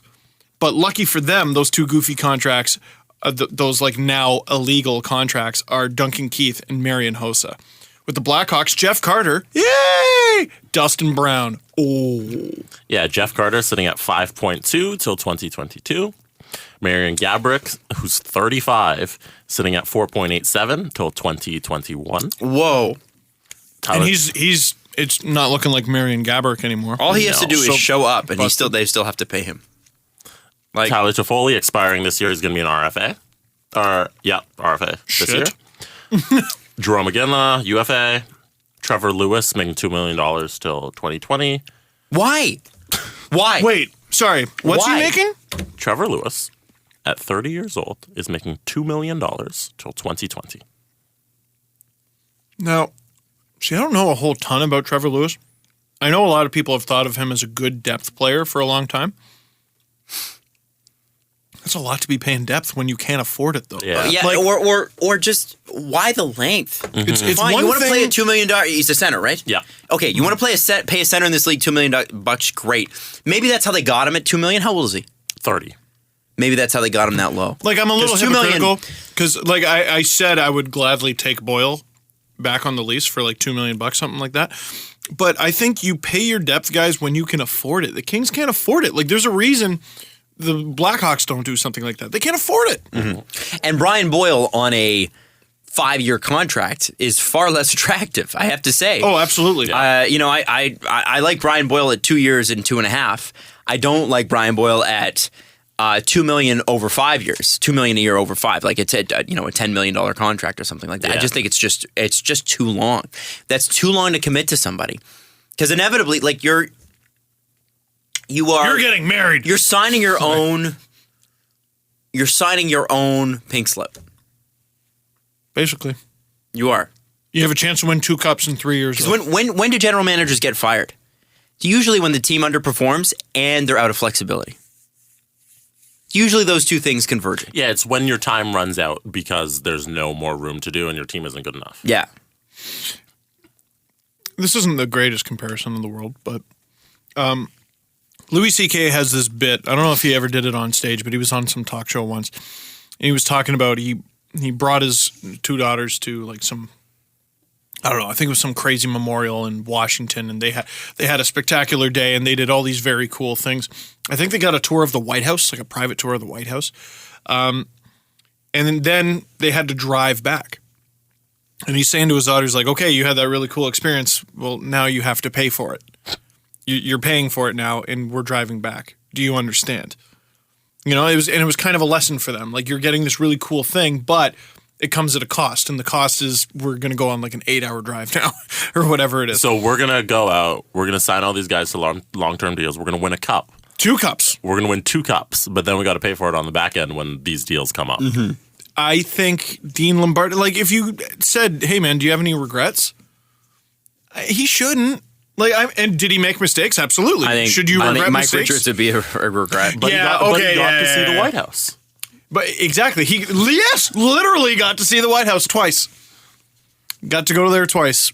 You know, I'm not saying he handled everything perfectly and he should be praised like for the Slava Mike Richards, Slava Voinov. Handling of both of those was very poor. But if we're just talking dollars and cents here and purely hockey decisions, 1-2 cups and now he's paying for it. That's the cost. Any GM would gladly trade that. Hey man, you get 2 cups, but you get fired 3 years after. Do you take it? And that GM would respond, wow, 2? I'd do it for 1. I would gladly do it for 1. Right. So it's just him paying the Pied Piper, right? I sort of wonder with Sutter and him on the market in terms of free agent coaches, whatever, and coaches and general managers, if Colorado doesn't have their next brain trust. Although I don't know. You tweeted that earlier, right? Yeah, that was a good tweet. I don't know if Sutter is the guy to coach young guys. I don't know that he isn't. Yeah, I don't think that's the best fit. I don't know if his style is even the best fit. I mean, some people were talking about how his style is kind of passed by. They won a cup in 2014. Like, he's not a dinosaur. No. By any means. But Lombardi, I think, could be a really good match in Colorado. Yeah, because you bring in somebody with experience who can build something that they don't have at all in Colorado. Dude, they're so bad. Should we do a check-in on their plus minus? Or Yeah. goal differential, sorry. Yeah, let's the do LA it. Kings. So I think the stat Colorado? was, yeah. Oh, I know this. I think the worst goal differential of any team in the cap era was negative 113. The Colorado Who owns that? Avalanche, I'm trying to remember. I want to say the Sabres. Okay. Probably the McEichel Sabres. The Colorado Avalanche this year had what? 112. Goal difference. Minus If the Leafs had 112. just beat them that one time, we would be playing Ottawa and they would have broken the record. Damn it. At least tied it. At the very least, tied Damn it. And you know, you do. I mean, okay, Colorado did not expect to be this bad and were this bad. People deserve to pay for that. In their defense, they lost Varlamov at like what, Christmas? Mm-hmm. You're a little better. If Varlamov. If Colorado doesn't make wholesale changes, Bednar gone, Sakic gone, are you going to be shocked? Absolutely shocked, but this is the problem that I think maybe the Leafs had a little while ago. What does Colorado have to give other than their best players? Well, they have their love too. That's all they have. This is the thing. Like, okay, you get a new coach, great. Boy band reference, just throwing that out there. My love is all I have to give. 98 just degrees. bulldoze right No, through okay, it. all right, fine. It's not Fine. Nick Fine. Lachey. But you could do Shane. Okay, so a new coach, a better coach, assuming they're better, would be an upgrade. A new GM, that's great, but that's Takes years. What moves do they make? Yeah, it takes years. You get rid of Duchesne, are you better? No. You get rid of Landeskog, are you better? No. You get rid of McKinnon, are you better? No. Well, you wouldn't. I think you'd keep McKinnon. You probably, you definitely keep McKinnon. But what do you get for Duchesne, and what do you get for Landeskog? And then beyond them, what do you have to give? They got a couple young guys in the system that look like they could be pretty good. Rantanen, I think. Tyson Jost, I think, had a good end of the season. Tyson Barrie is not going to be as bad as Tyson Barrie was. No, that's probably true too. I think Eric Johnson was out for a while. But if you're talking about just selling off guys to bring back assets, I don't know if Colorado has a lot to give. I don't. Other than Landeskog and Duchesne, which I don't think are good decisions. So, okay, here's what you had a few years ago. You had McKinnon. Not in this order, but you had McKinnon, Duchesne, Ryan O'Reilly, and Paul Stastny. And you lose Stastny to free agency. You lose Stastny to free agency. You lose O'Reilly in a trade. So naturally, what you do next is get rid of Duchesne as well? What? Yeah, no. Are you nuts? And they almost did. Montreal almost ended up with him. You were the best team up the middle and you pissed 3 of them away? That doesn't sound smart. Well, and then you've got McKinnon, who's now a center. Yep. And you've got Duchesne. So that's a pretty good 1-2 punch. And Duchesne's locked up for a while. It's something to build around. Exactly. Something to build around. Then you Centers probably... don't grow on trees. Chances are, I mean, they have a 20% shot at the number 1 pick. Chances are they get it. Let's just say chances. Let's say they end up Leafs with got it. They get Nolan Patrick. They get Nolan Patrick. Yeah. Is he a center? Yes, I believe he is, but I'm think sure so. they could start him on the wing if they wanted to play him top 6. No one's been talking about him, eh? No, because of that knee injury. That's what happens when you're up. People are like, oh, man, he probably won't go first overall now. Oh, no. But you know who only played like 17 games in his draft year? Still went 5th overall? Morgan Riley. Oh, yeah, that's right. He was kind of the forgotten about one. Yep. When they picked him, I was legitimately upset. I was so mad. I was like, who the hell is this guy? Oh my God, he's going to be another bust. Lo and behold, Morgan Riley. Hello. Yes, Jesse. He is a centerman. He is a center. Okay, Very I'm just making sure. So, yeah, you have a guy that doesn't have to play center. Because, like, Austin Matthews, as much as... Yeah, it would have been. They could have started him on the wing because Babcock kind of talked about that. Yeah. We kind of needed him on the, like we didn't really have a choice. I mean, yeah, you have Bozak and yeah, you've got Kadri, but you needed a third center there, and you needed a number 1 center, and he looks like the number 1 guy. No, he plays on third line. He plays, yeah, that's right, the third line, He's on right? third Okay, checking line. That's sure. Totally. Remember the top 6. Remember the Carlisle Burke era. Top 6 scored. The bottom 6. That's the grinder. Do nothing. They are Colton Orr. Punch guys in the face. And we're going to win Yeah. By punches. Yeah. I do think that Austin Matthews is a good comparable. Nolan Patrick coming in, they could have potentially a guy who could either play the third line or they could have him on the wing. And if you've got Landeskog and Duchesne already in there, and you've got Eric Johnson and Tyson Barrie, those are arguably, I would say, arguably better pieces than the Leafs had to build around. You need to be smart in free agency, and usually that means avoiding free agency. And figure out goaltending. And you need to draft very well. I think their goaltending might not even be that bad. It's just they were developing guys expected to do way too much. Spencer Martin, nice kid. He was the goalie for the Steelheads when I was there. Nice kid. Could really develop into something. But the games he played, like he's a religious guy, and I think he was doing the sign of the cross for like more reasons than just God. Like just oh my God. Yeah. And of course, it's the Avalanche, man. It's the Avalanche. Didn't have a chance. Yeah. One Willis Desjardins. Oh yes. Willie Desjardins and his staff fired in Vancouver. Now I looked at this and thought, and the staff. And the staff. Oh, I didn't Assistant know coaches that. are gone too. Shoot. I wondered, I looked at this situation and thought, okay, so you have him fired. To me, he's the least of the problems. He might be part of the problem itself, but he's the least of them. Everything I read out of Vancouver was actually something along those lines. Part of the problem, not necessarily the problem. I think the problem is Jim Benning. Man, he built up all that goodwill at the trade deadline with a couple moves that looked pretty nice. And then he starts talking again. Oh. When is someone going to tell him to shut up? Shut up! Well, what did he say that bugged you particularly? I can't even remember what it was, man. Dude, it all blends together. Well, here's an interesting statement that I thought was very Dave Nonis-like. It was something about a defenseman. Maybe that's what you got. Well, no, it's not. It's not. It's Trevor Linden. And it's very Dave Nonis-y. There's another and I guy find who that very says, "Shut interesting. up." Yeah. Guys that shouldn't say stuff. He said, this is Trevor Linden. I am a lot more optimistic than at any time since I've been here. This is in the press conference explaining the firing of the head coach. That's the line you want to use. If there was ever... Listen, if you work for a corporation, this is exactly what they start to say when things go south. If you work for United. Yeah.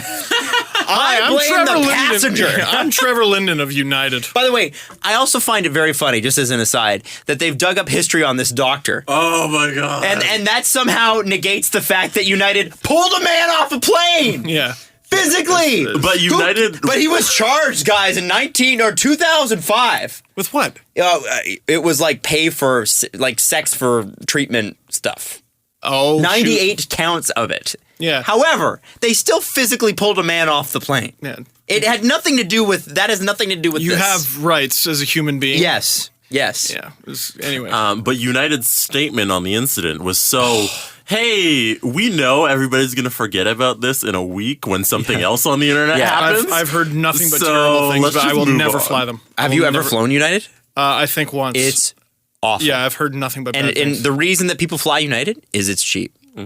Oh. It's huge and it's cheap. And they know people won't stop flying. No. So they're like, hey, yeah, we're not sorry. What are you gonna do if you want to take a connecting flight anywhere in the States? It's United. Like you don't. Wait, I laugh at people that say, "Oh, I'll never fly United." Okay, I got So an try to going go somewhere. through. Yeah, go through O'Hare and not take United. Flying, okay. generally speaking, is unpleasant. I got on a flight, I think it was out of London, England, one time, and I was just looking at the paint on the plane. I'm like, I don't want to get on this thing.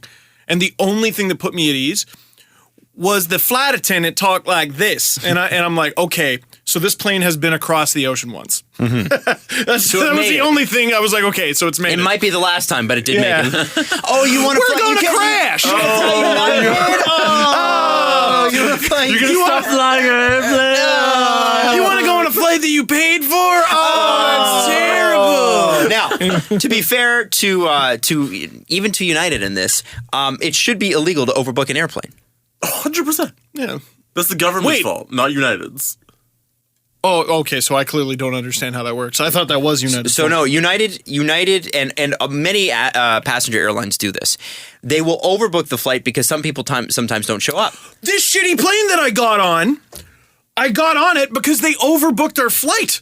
And I'm standing in line with people, and we're talking to each other, and we're like, "Are you here because it was overbooked? Are you here they overbooked like 50 people? Yeah, That's not overbooking. That's booking 2 flights. Now, what the airlines will tell you is that if you get rid of that, then they will pass the charge on to consumers and make tickets higher because they still have to make their profits. Tickets are already expensive. So the governments are like, oh well, we don't want to be the administration that's responsible for that. So we'll let the next guy take care of it. Yeah. And we'll let this continue to go on. And you've got groups like United who what they need to do is if you just want one to giant office. If you want to do There you go. an overbooking, if you want to do like say a 4-passenger limit overbooking, you overbook 4 people.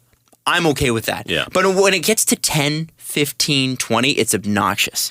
There are going to be people that just don't show up for flights. Also, they're late. I don't know who everyone else on the flight was, but if you're going to kick someone off, I know you're picking people at random, but maybe don't pick the 69-year-old. Oh, but Steve, it was at random. Like, make seniors exempt. It's a Steve. senior citizen, It though. was random. They picked it out of a hat. But Steve, it doesn't matter that he was a senior citizen or that he was physically assaulted. It matters that he had some charges laid against him in You're right. 2005. You're right. Let us not forget. How did we get into this? No, I brought it up. I apologize for that. But it was just like think I did. It's this Trevor Linden quote is very much Yes, like the there we United go. thing. Here's the very corporate. Here's the Titanic sinking. But hey, things are great. Look, the band's still playing on the front deck. But look, we tweeted at the McNuggets guy a couple days ago. Or not even McNuggets, the Wendy's the Nuggets guy. Yeah, so to me, it was a very Dave Notice in Toronto quote here. Okay. I'm a lot more optimistic than at any time since I've been here. I'm not worried about years 5, 6, and 7. Oh, no. Remember that? I'm going to continue. Our prospect pool is deeper and better because you've been bad. Vancouver, because you've been bad. That's why your prospect pool is deeper and better, because you've been bad. And here's where it gets fun. It's challenging times, no doubt. No one is happy with what we're seeing, with where we're at, But I am happy and encouraged in some of the improvement from guys like Bo and Marcus. And then he goes on to say that they've walked a fine line. What are you looking at? Mrs. Dangle is here. Why? Really? Yeah. Okay. I told her not to leave until 2. Yeah. Small note about Vancouver as well. They did an awesome tank job to end the year. They went 1-9, and they snuck into the second last position. This is So the where my- Coyotes passed them. Yes. Yeah. Now, Because Coyotes won 4 games and didn't lose 8. Can I make a bet? 9. Vancouver's winning the draft lottery. You think so? Yeah. I feel it. I feel it in my bones. Nolan Patrick's a Canuck. Vancouver Canuck. Here's the quote I wanted to get to. because my notes have been deleted. Some of this is missing. It sucks. We've walked the fine line between trying to develop players at the NHL level and winning. No, you haven't. What? You finished Can you repeat 27th last year and 28th this year. Can you repeat that? 28th and 29th. We walked the fine line between trying to develop players at the NHL level and winning. First off, you shouldn't have to develop NHL players at the NHL level. You develop them in the A. No. Devil's advocate. That's what the Leafs did this year. Okay, fair. I mean, okay, but they Zach also Hyman had a year in the developed them. AHL, but they've been developing him. Connor Brown had a year in the AHL, or 3 years, and I'll let them slide. You know with that. who's developed players at an NHL level and walked the fine line with winning? The Toronto Maple Leafs. Damn straight. The Vancouver Canucks, with 28th and 29th consecutive finishes, have not walked that line. The Chicago Blackhawks. Chicago Blackhawks are a perfect example for what they've of that. done with everybody. their Panarin. depth guys. And they're Panarin. probably trading them. Brandon Saad. You know what I mean? Like NHL, Nashville. Can I give you probably the saddest stat in like hockey this year? Like the saddest. Okay. I have 10 professional goals this year. No, I made a mistake. I have 19 professional points this year. 18 of those points are in the American Hockey League. I scored those 18 points in 62 American Hockey League games. Who am I? Jake Virtanen. Yeah. 4th overall pick, I think. He was... Was he 4th? 6th. Oh, 6th. Okay. 2 picks, if I'm not mistaken. 2 picks before William Nylander. Oh, God. 3 picks before Nikolai Ehlers. I remember one of the happiest moments of the past few years for me was the moment the Canucks picked Jake Virtanen. I was at the draft in Philly because I remember thinking the Leafs would get Virtanen because I thought he would drop to 8th. And I remember looking at his stats and go, okay, I could. That's fine. They pick Virtanen and I go, that means the Leafs will get one of Nylander or Ehlers. Hurricanes go up and they pick Hayden Fleury. And I'm like, holy shit, no way! Don't fuck this. Don't you fucking pick Nick Ritchie. Don't you fucking pick Nylander! Holy shit! I remember that being like a huge surprise. Yeah. that I got was him. very happy. So I think that Vancouver does have some good pieces. I don't think they're wrong. But let's not pretend that they've walked a fine line. Like, why No. why would you say that? Because You're not winning. It's either spin, which, I mean, I don't know. I guess you can't blame someone for trying to I spin. can. You'd be better off Just being be honest. honest. I think you're better off being honest. You're We know where you're making at. your fans think they're stupid. Yeah, Or- and or- it makes me mad for Vancouver fans because I was mad as a Leaf fan when it happened. I want to know what Vancouver fans believe that. I think they do. I think there are some that do. Well, of course you there's need some. to only There's look at always the some. Canucks Army blog. No, they hate. They hate with ownership is. No. doing. Well, not the Canucks Army Oh, blog. the comment section. Comment Oh, section. yes, absolutely. They're like, oh no, I See believe how it. quickly that changed. I believe in Oh, Jim okay. Benning. I believe. Yeah. And the Panthers, and another interesting quote from the Panthers. So the Panthers also made a shuffle. They did. Dale Talon has been renamed general manager of the.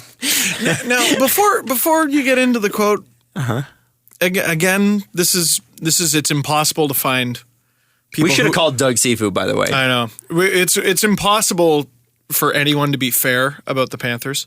So you had all the old boys club crapping on the Panthers when they got rid of Gerard Gallant and wondering what the hell Doug Sifu was thinking. Meanwhile, not bothering to ask Doug Sifu. Then they went on this run. And you had the whole computer boys thing and all the analytics folks and a lot of the bloggers were getting on the Panthers thing. Rah, the Panthers are going to be in the first round. I even said it. I was like, oh boy, it's really going to suck when the Panthers pass the Leafs. Because for a while it looked that way. And then for the final stretch of the season when they were bad, they were just kind of ignored. Now, Dale Talon is the general manager. Like the old boys club wanted him to be the entire time. And they're like, oh, see, it's a circus. What? You got what you wanted. But it is still a circus. It is still a circus. Yeah, and what's funny is I think they're still right to think that. Like, they do have a point. But they got their it's guy. just right back to what it was. Yeah. Well, and You got what you think is the right decision. it's funny when they were talking about Can't call them stupid when you think they're doing the right thing. I don't know. what they were talking about was there's a chance, not a great chance, but a chance that Gerard Gallant comes back.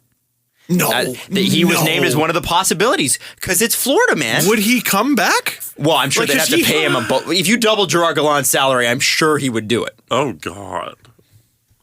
Hey, it comes with a free taxi. Yeah, as well. we'll give you Uber to every game. Didn't we'll that buy happen, Uber. We will buy Uber because they didn't have that that kind of happen? money. Didn't that happen with a prominent Toronto radio personality? They got fired. There was all this uproar about them getting fired. Someone asked them to come back, and they said, "Yeah, sure, for more money." Yeah. Oh, a lot more, and a public apology. Yeah. And like in the newspaper back when that was like when everybody read the newspaper. Yeah. Right. Like yeah, it was a this big was like what, 20 years ago, something like that. 15. 15. 15. Yeah. Yeah. And That'd be great. You know what? That would be funny. Wouldn't it be funny? it would be funny. They'd be Doug McLean's favorite team again. yeah, because That situation would be so toxic. I don't think it would. I think it's kind of like I actually I'm not defending what they did because I think it was ownership for sure overreaching. Sorry. And I also think it was a Tim Rowe power play. Tom Rowe power play. I think this is like Game of Thrones, and I think Tom Rowe hoodwinked a few people, and I feel like it looks to me. How does a guy? I think he's been hoodwinked. He was Xerxes. You think he was Xerxes? Yeah, he lit the castle on fire as a power play. He just Because blew everybody up. I feel like how did he end up the GM and the coach? Wait, though, without he making was- some movements in the background. Wait, though. Now he started the season, if I'm not mistaken, he began the season as the GM. Mm-hmm. Then became GM coach. Then became coach with other guys taking on the duties of the GM. Now he's not the coach, not the GM, and he's special advisor to the GM. Which nobody has any idea what that's what I mean. Like I After wonder. all this, did he get demoted? Oh yeah, he 100% got Yeah. demoted. So maybe he did try to hoodwink some people and it turned out poorly, but it kind of just sounds like he got shafted. I don't know. To me, it sounds like there's some dealing in the backgrounds there. Now, I'm just trying to look at it. You know, my I don't here's know. my quote. Here's the quote, and I love this. I love this from Dale Talon. We're turning the page on a disappointing season. That is an understatement. Which I think is kind of the conclusion we just came to. Bury the season in the sand. Because again, remember, Dale Talon and Gerard Gallant with this team won the division, For a variety of interesting reasons, but they won the division. but they did. Yeah. Can't take it away from them. Talon said, from today, we're moving forward with a singular voice under my leadership in hockey operations.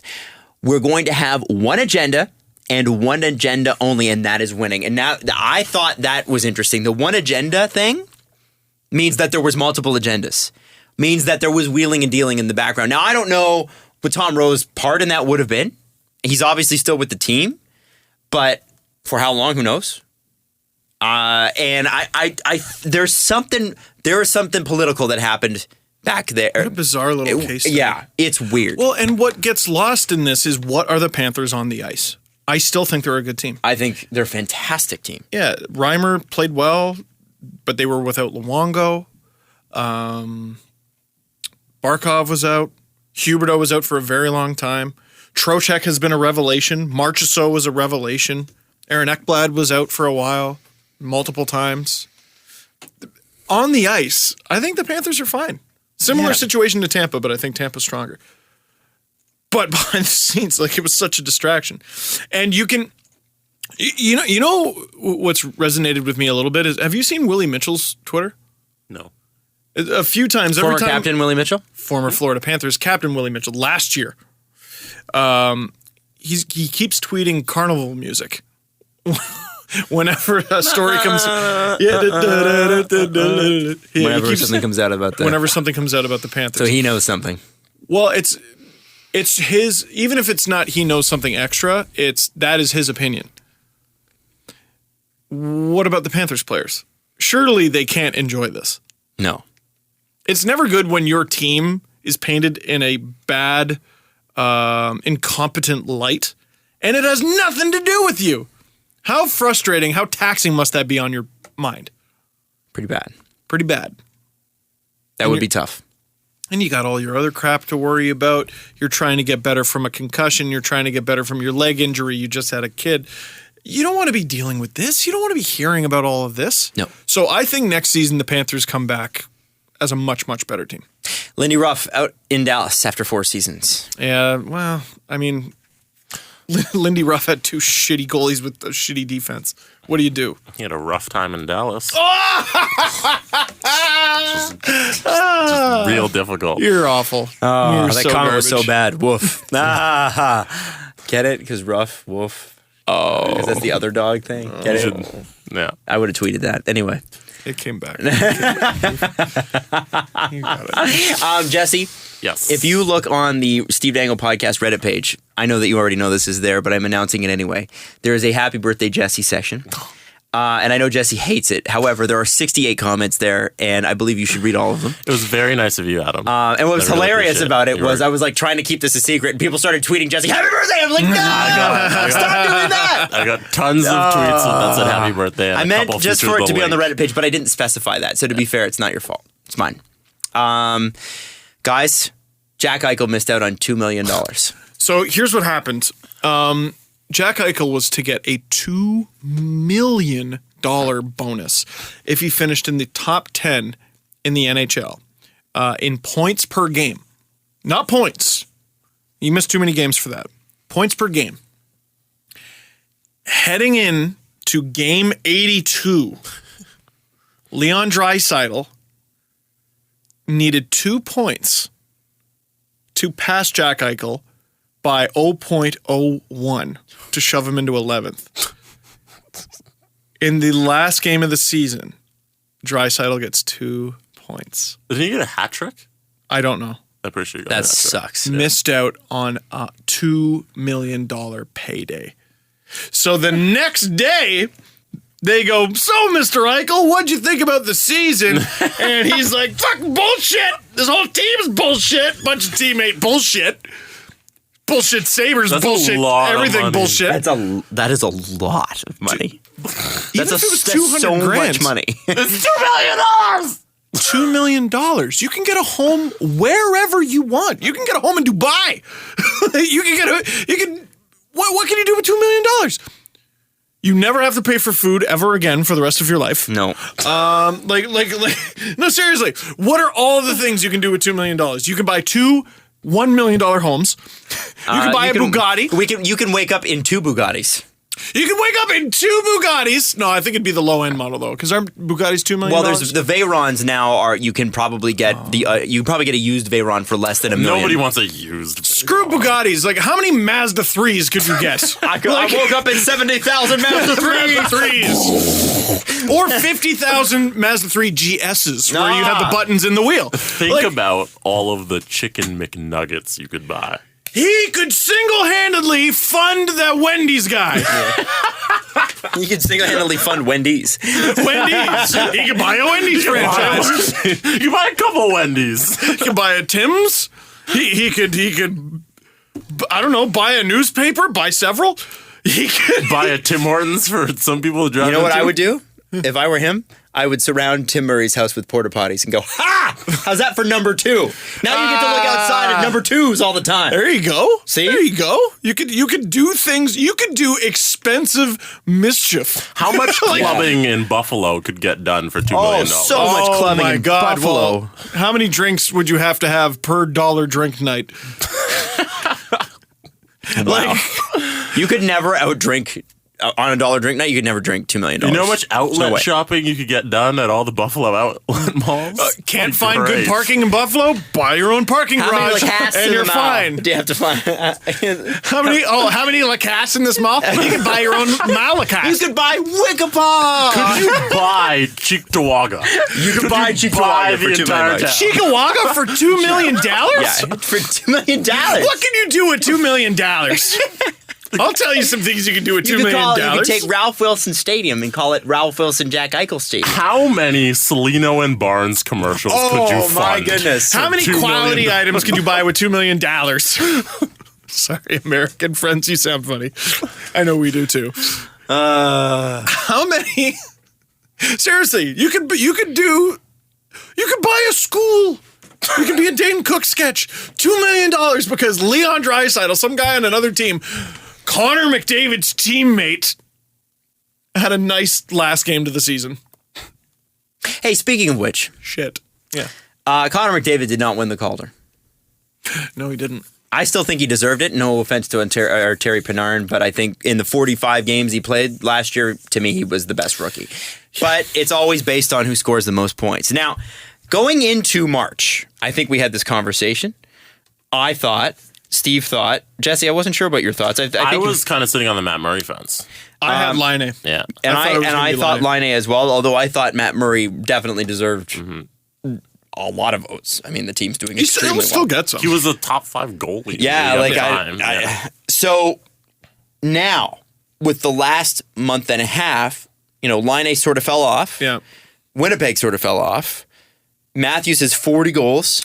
It's the 66 milestone points. really helps. It's not a debate anymore. The Leaf record. Is it a debate anymore? No, Matthews. no. He led the league in even strength goals. What? Yeah, That's great. He was 32 even strength goals. Crosby has 30. And he was second in league goal scoring. He almost won the Rocket Richard Trophy. Are you serious? Yeah. I haven't I'm really gonna check been paying that one more attention to time. that stuff. I think he was very high up. Well, Crosby won with 44. Right? He finishes in a tie for second in the NHL with 40 goals. No rookie has finished higher since Teemu Selanne in 1992-93. No, didn't Ovechkin have 50? No rookie has finished higher since Teemu Selanne in 92-93. Who tweeted that? Sportsnet Stats. I think that's wrong. Did in Ovechkin's rookie season, what did he Pretty finish? sure he had 52 goals. Did 2 other players have more? Did he finish higher? Because I don't think Sportsnet Stats gets a lot of stuff wrong. No, they don't. That's why I'm confused. Okay, I'll look it up. And also, we have to shout out Nikita Kucherov, who also tied with Austin Matthews, 40 goals. Most Nice. underrated player in the league this year? Nikita Kucherov? Yeah. Oh my God. Gotta be. He is so dangerous. He's scary. Gotta be. Scary. He's Tarasenko without any of the hype. Just going to say Tarasenko. Yes. He's the Tarasenko without being on the cover of a video game. Yeah. Yeah. But he will be next year. Because he's not the face of the franchise. No. Like Tarasenko is. It's Stamkos, but he was gone the whole time. Yeah. Imagine you have Kucherov and Stamkos on the same team. Yeah, I can't imagine. That's stupid. In 2005-2006, Ovechkin's rookie year, Jonathan Chichu finished in first place with 56 goals. In second place was Jaromir Jagr with 54. So Ovechkin finished in third. Oh, it's no one has finished. No one has I finished that misunderstood. high since Teemu Selanne. I thought it was about the goal total. No. No, Oh, no okay, one I has misunderstood. I finished wonder that if you Sorry. era I adjusted, by the misunderstood. way, because Yeah. I wonder if you era adjusted, and I'm not saying in any way that Austin Matthews was even close to Teemu Selanne's thing, but I wonder what the era adjustment from the early 90s to now would be, and how many goals that would conceivably be wouldn't mathematically. It wouldn't be 70-something, but it'd be higher. Do you want some more Matthew stats? Yeah. So he's the first player to score 30-plus 5-on-5 goals since Corey Perry in 2013-2014. No way. And Wow. he finishes with 279 shots, which is 8th in the NHL. And that is the most by a rookie since Ovechkin had 425 in 2005-2006. So the 425 is a ridiculous That's number. stupid. But Yeah. Also, Yeah. can I just throw out there that wasn't he like one of the only guys to get a shot in every game this year? yes, He was the only. only guy. The only. In all 82. Sometime in the winter, it was just him and Ovechkin, and then Ovechkin missed. Patrick Laine, though, does deserve this. Totally. 36 goals. Unreal. And had an injury. Yeah. Yeah, I missed a couple. Great season. Really great 36 season. goals. How many assists, how many points? Let me find that out. You I think it was 64. 64 points, 28 assists. Great player. I mean, great player. Great player. Did he finish with higher points per game? Maybe. Probably. He not played sure. 73 games. I don't know math. And yeah, he probably did. His shooting percentage, 17.6. That's pretty high. Yeah. That's very high. Now, don't elite players shoot around that? Like Crosby, for instance. 14-15 is Crosby's pretty shooting high. percentage this year is Crosby- ridiculous. Not this year, actually. No. Oh, no, sorry. I'm looking at career playoffs. This year it was ridiculous, Yeah. 17-3. Yeah. But Very his high. career average is 14-7. It's almost 15%. But that's Crosby, right? And that's the measure by which everybody has to kind of put themselves. Yeah. Unless you're McDavid. Unless you make Then you're looking down at Crosby and saying, hey. Hey, what up? And if you look at Austin Matthews here, I'm just going to pull that up. His was about normal, 14.3. About normal. A little For an high. elite A scorer. little high. A little high. But yeah. Wow. God, he's so good. He is good. Now, is he going to ever pass 40 goals? Austin? Is he ever going to outdo himself? Absolutely. Because it's not that uncommon for rookies to have a redonkulous first season and they can't match it. Yeah. No, I think he'll for sure pass it. Neil Broughton, who he passed for the American rookie goal scoring record, had 38 goals as a rookie. Why are you leafing this? You're right. Why don't you just believe that he's a very good player? Because he is. Oh, I'm not saying he's not going to get better. You can get better and still not have the same amount of goals. He'll never have 69 points again. Nice. He'll never have. I think he will. I think he'll have years where he has. I think he'll be one of those guys that eventually gets 50 plus goals, once or twice. I don't know if he'll ever lead the league the way he did in even strength goals again. I mean, he's going to get, but I think he's going to get a lot more assists in the future too. I don't think 29 assists is normal. And with rookies I don't know about season. the 50 goals thing because I don't think many people are going to get 50 goals in the it's next so rare. 5, 10 It years. is. Yeah. So rare. I still think he's going to get. I think he's going to do it because his release and his shot. If anybody's going to do it, it'd be like him and Line and Ovechkin and Stamkos, I think, are the only guys who have hit 60 goals since like Friends came on the air. Yeah. it's crazy. It's difficult to score that many goals. Those guys are crazy good. I know. It's crazy. Let's do the press conference. Oh, fun Ovechkin stat. He's the first player in NHL history to lead his team in goals for 12 straight seasons. Wow, man. So there's Wow. Yes. Unbelievable. First ballot. Retires today. First ballot. Unless you're dumb. Leafs fan DVE wants to know, what are the odds that Maple Leafs players are allowed to grow a playoff beard? And if they are, what is the odds that the rookies actually could?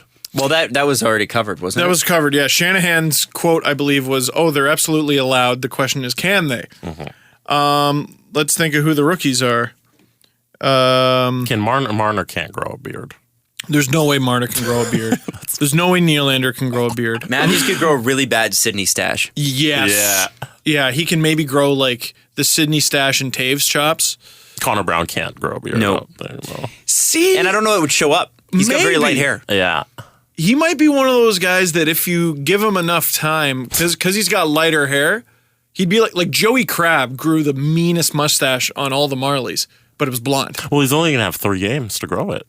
You're right. Right, even though that's mathematical No, they're only going to impossibility. have 3 games. It's a shame that the Caps, after all this effort, are going to get knocked out in 3 games. Yeah, it really is. It's a shame. It's going to be tough for Who him. else? Hyman, that looks like it's going to be tragic too. I don't think Kapanen, Sosh. Kapanen, I think Sosh. Even Ooh. Nikita Zaitsev, I'm like, there's no hair there. Kadri's going to have a nice one. Yeah. Kadri will have a nice one.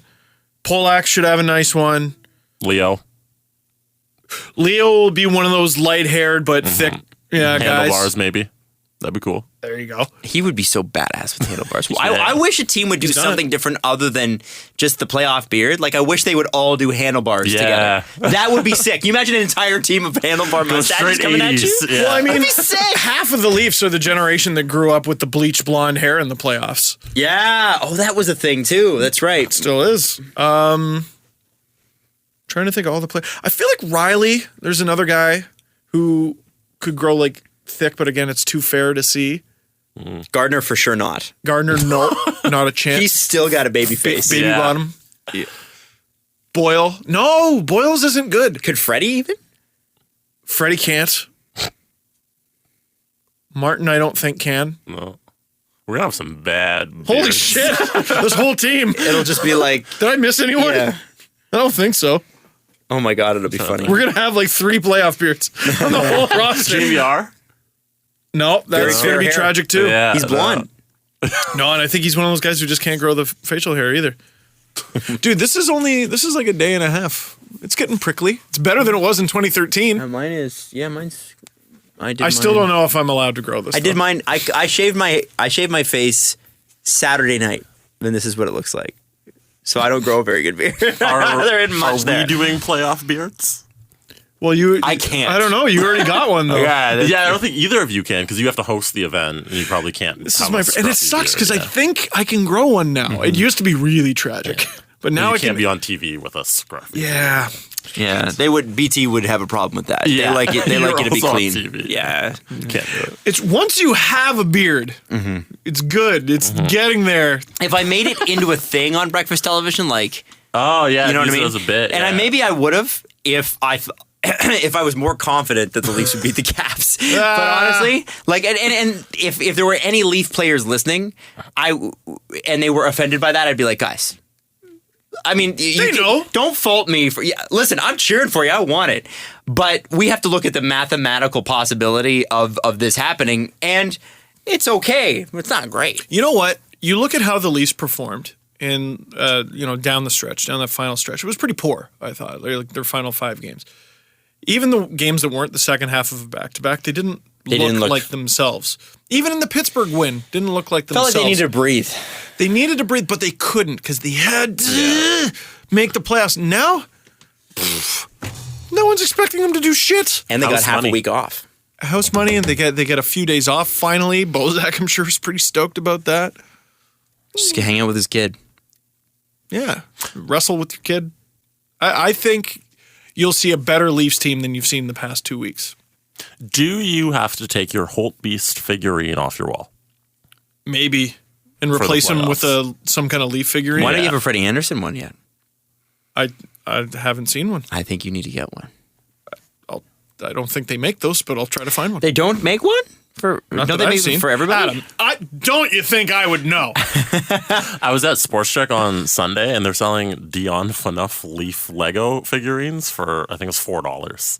That's too much. I was like, just give those away. Yeah.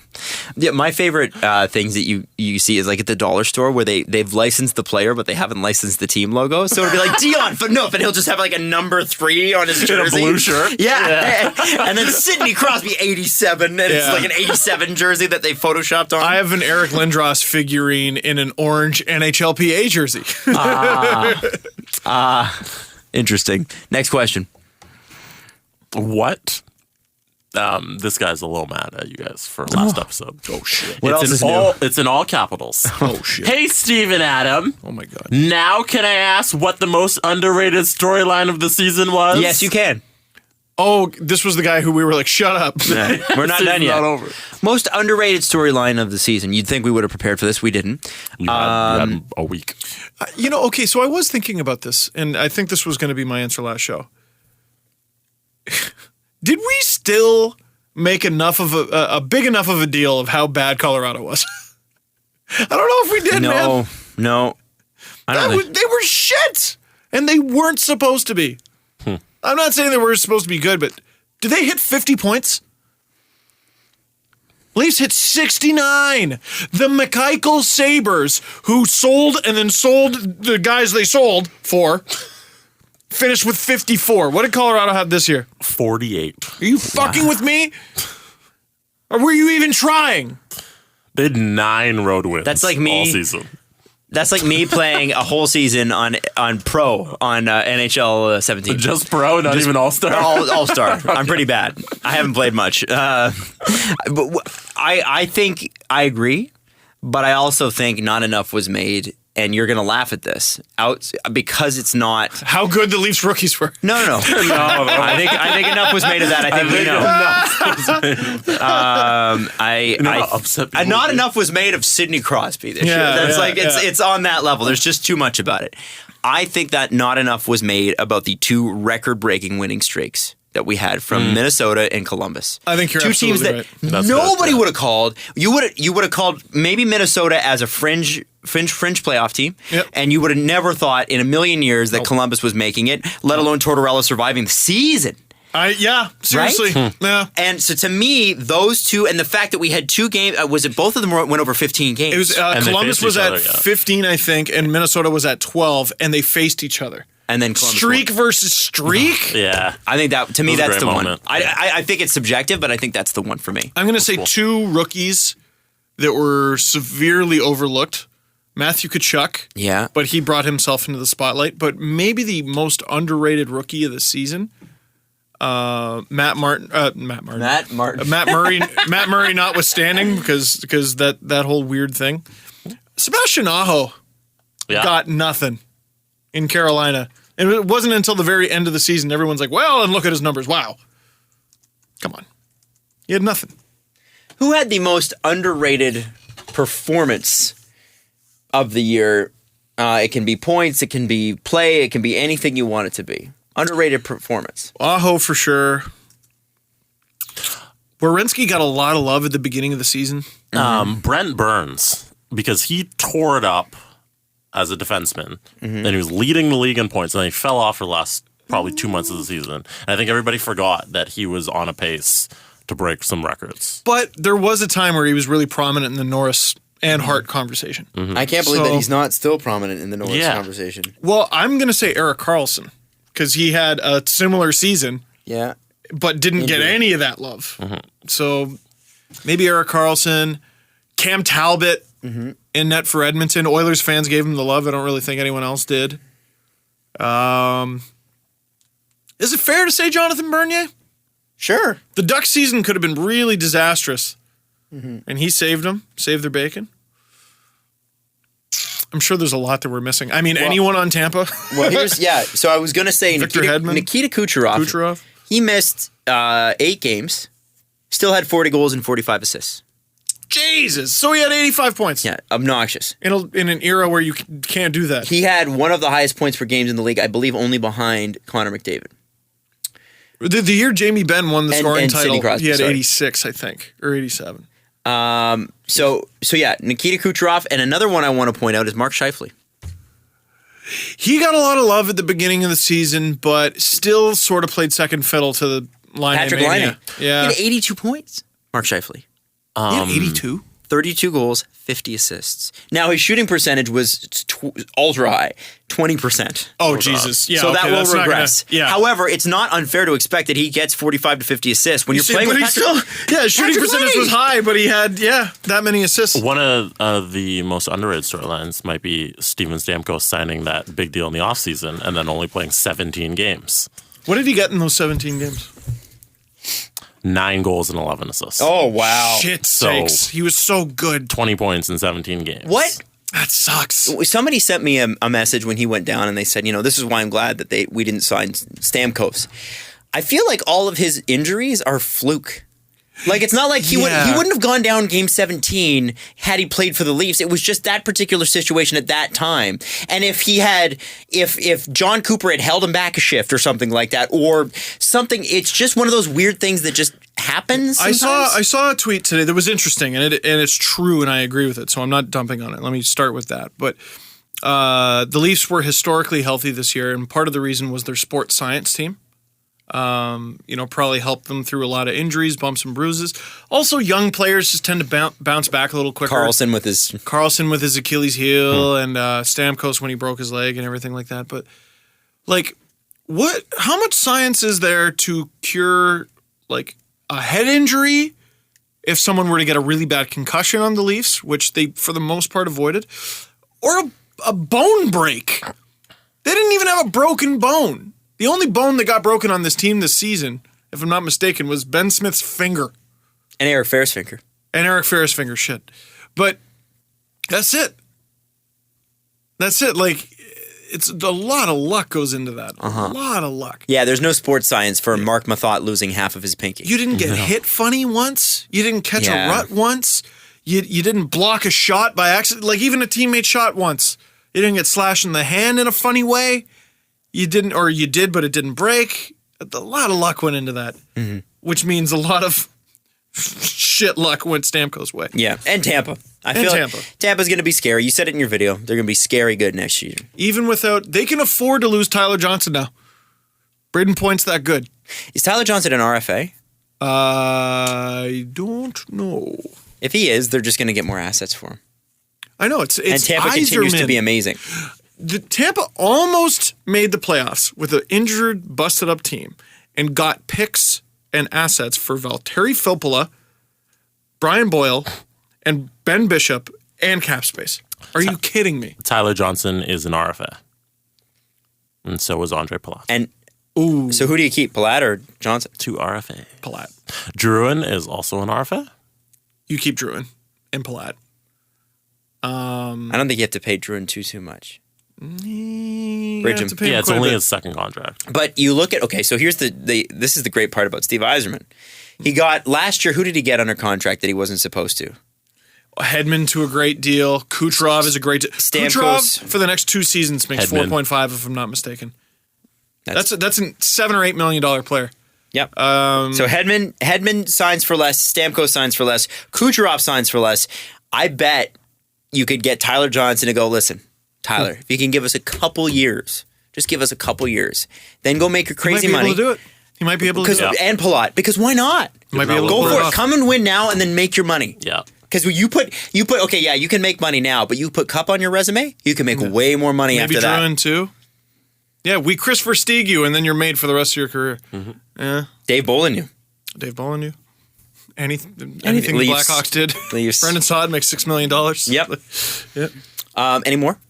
No, I just want to say thank you for all the birthday messages. Mrs. Dangle is waiting outside the Starbucks downstairs. So I should probably. All right. Well, at 2:06, she was like, "Are you done soon?" I'm like, "Yeah, it is 2:41." by the way, the next time we do a show, it will be the first time in the history of this podcast that we are doing a podcast on a Leafs playoff game day. I love it. Are we doing the show on Thursday? Yes, we are doing the show on Thursday. Because we were talking about possibly doing it on Friday. On Good Yeah. Friday? So we have. Oh, Are we not all free? that's Is it not a? I'm I- available. I have- It's a free day. We can do it any time of the day because I have none a of us dinner have jobs that at day. night, so maybe early on. we can do noon.